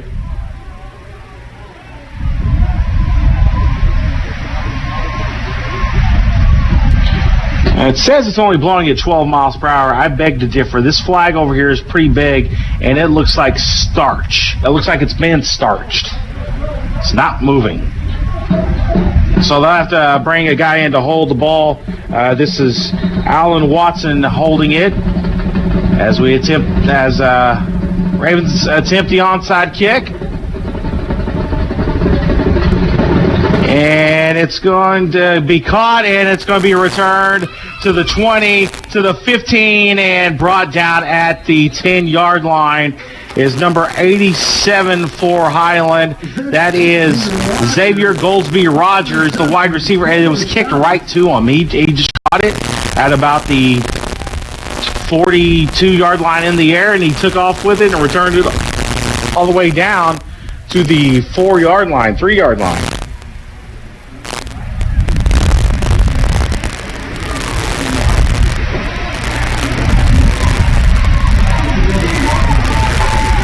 And so they're going to say it was returned all the way to about the 10-yard line, actually.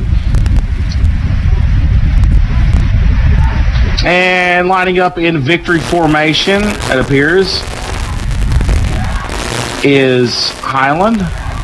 Now they go into the regular formation. A blitz coming. Here's a handoff straight up the middle. And the running back will get up to about the 7-yard line. And that is a new player into the game. That's Otha Uriah Leverett.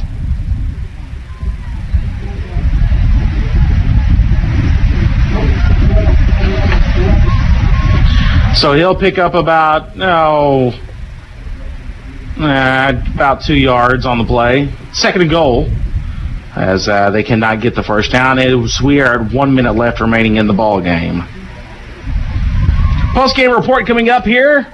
We'll have some stats for you, and we'll see if we can't get out of here pretty soon. And now we have a flag on the play, as I think the defense, actually we're going to have a timeout called by Highland. So let's go ahead and take it with them. We'll take a 30-second timeout.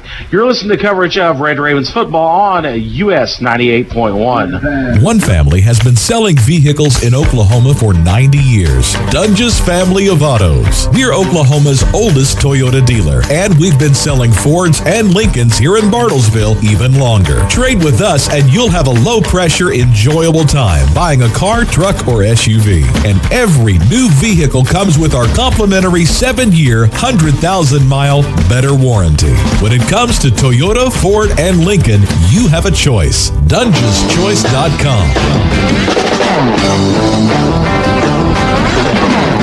Back at Veteran Memorial Stadium here in beautiful Coffeyville. 50 seconds remaining in the ball game. And we'll see here what Highland wants to do. Just run out the clock, maybe, most likely. And they will hand it off, and trying to get some running room was Leverett. He gets nothing going to the right side. In fact, may have lost a yard back to the 10. And the clock continues to run, and I don't think either team's going to spend their timeouts. 36 for the Red Ravens. So we may have one more play left in the ball game, and that will be it. And we'll head to our post-game show.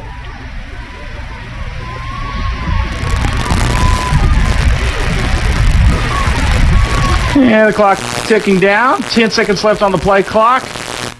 And now 10 seconds on the game clock. So they're going to have to snap it one more time. They'll take a knee, and that will be it. Final score, Highland has defeated Coffeyville by a score of 34-18. Let's go ahead and take a 4-minute break so we can have time to get our stats in here, and we'll talk about that, and then we'll get on out of here. You're listening, again, a 4-minute break. You're listening to coverage of Red Raven football right here on US 98.1. They say if it ain't broke, don't fix it. But if it is, see Rocky Hill Salvage just east of Coffeyville. Rocky Hill has everything you need to fix your vehicle, from door handles to rebuilt parts. And they offer towing and repair, too. Auto parts, accessories, salvage, and more. You can count on Rocky Hill Salvage. Rocky Hill Salvage is 176 4000 Road on Highway 166, just a few miles east of Coffeyville. Rocky Hill Salvage, always on our toes. Everyone looks forward to a good meal. That's why we do dining differently at Windsor Place. We call it 7 to 7 dining. Residents can come to the dining room anytime between 7 a.m. and 7 p.m. for a home-cooked meal of their choice. 3 specials are available throughout the day, along with a full menu, including all-day breakfast. If residents need a treat between meals, they can visit our self-service snack pantries. Come see what makes Windsor Place different at mealtime. Call 620-252-4929. At Coffeyville Tire and Auto, we have you covered. Do you need a front-end alignment? We can do it. Need tires? We have them, new or used. Do you need an oil change? We have full-service oil change for just $29.95. Need automotive repair? We do that too. Come and see us on the corner of 12th and Walnut, or call to schedule an appointment at 620-251-3140. Go Ravens! D-Rail Commodity Flooring and Furniture is celebrating 50 plus years in business. Come celebrate and enjoy great bargains like area rugs, 25% off. Recliners starting at only $235. And carpet as low as $6.99 a square yard. There's many more things on sale, and you can finance any furniture for just $40 down. $40 down. And 0% interest for 100 days. As always, they have free, no obligation estimates. Enjoy the celebration at D-Rail Commodity in Independence on West Main, or call 620-331-6920. It's this feeling. The one you get when you get your hands dirty. When you finally get it. Because they never told you you couldn't. When you don't just have a piece of paper, you have a career. An invaluable skill set, success. My success story started at CCC. Will yours? Discover Coffeyville Community College. Discover you. Ralph, did you pay the electric bill? Yes, Donna. I paid it using Community State Bank's online bill You payment. know you can save a lot of time using online bill pay from Community State Bank. Yes, Donna. I know. And it's really easy, too. Just log into our Community State Bank account. And sign up for Community State Bank's online And bill sign payment. up for online bill pay. Yes, Donna. We can do that for all of our And you bills. can do that for all of our bills. Yes, Donna. Community State Bank is almost as smart as you are. Well, thank you, Ralph. Glad I could help. I love you, Ralph. Community State Bank, member FDIC. I love you too, Donna.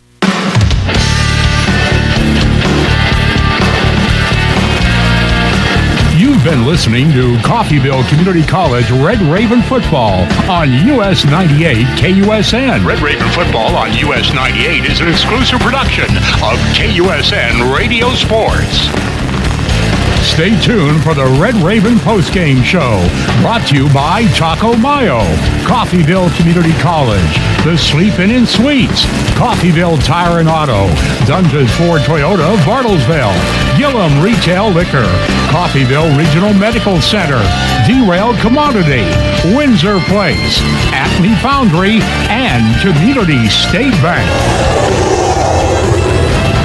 Now, here's today's Red Raven Postgame Show on US 98 KUSN. Welcome back to Veterans Memorial Stadium here in Coffeyville. Our final score tonight, 34-18. The Ravens go down to the Scotties. Just to go over the final stats real quick. First downs, Highland had 21 while Coffeyville had 15. Your rushes, Coffeyville actually outrushed Highland 168-83 according to this.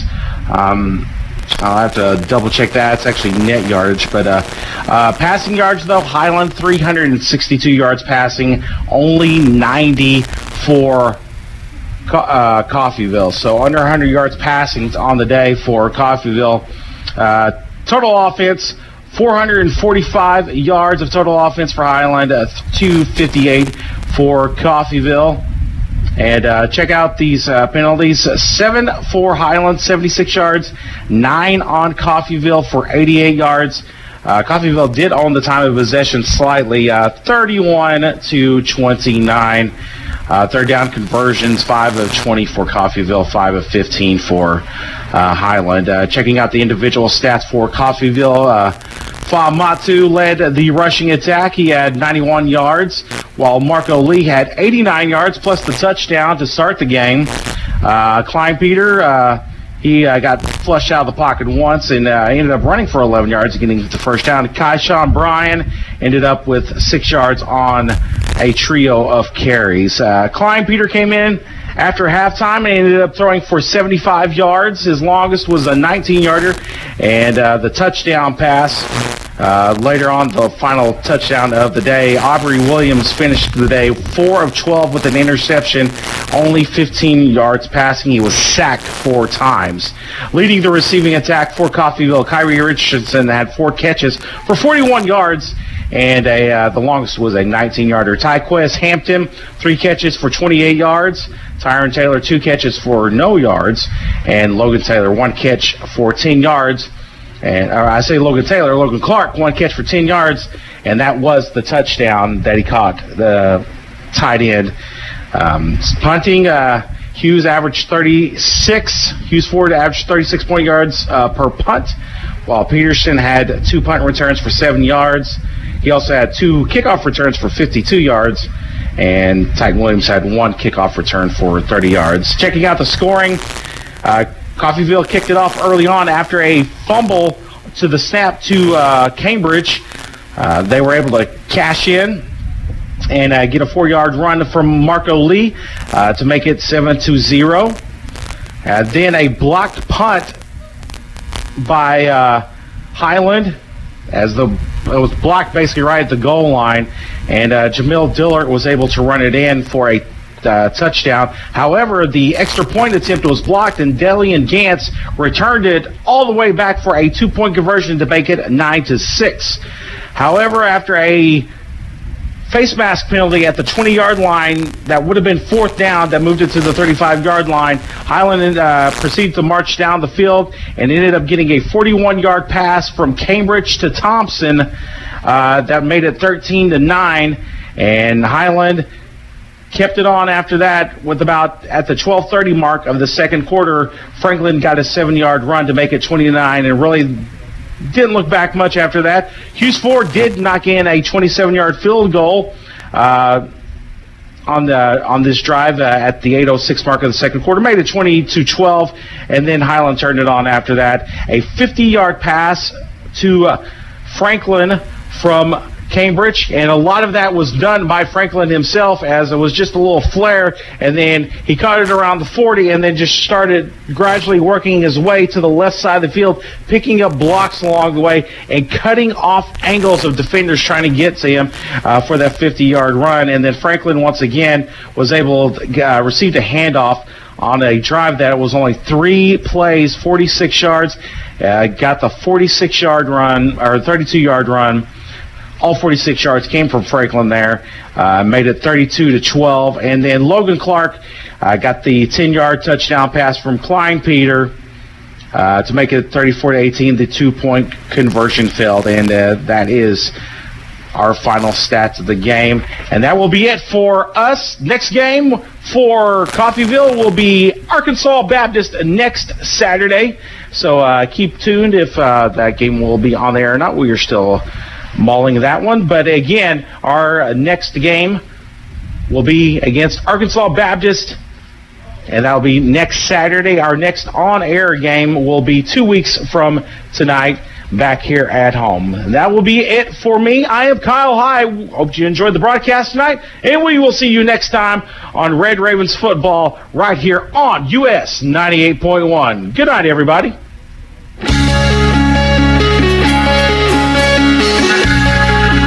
You've been listening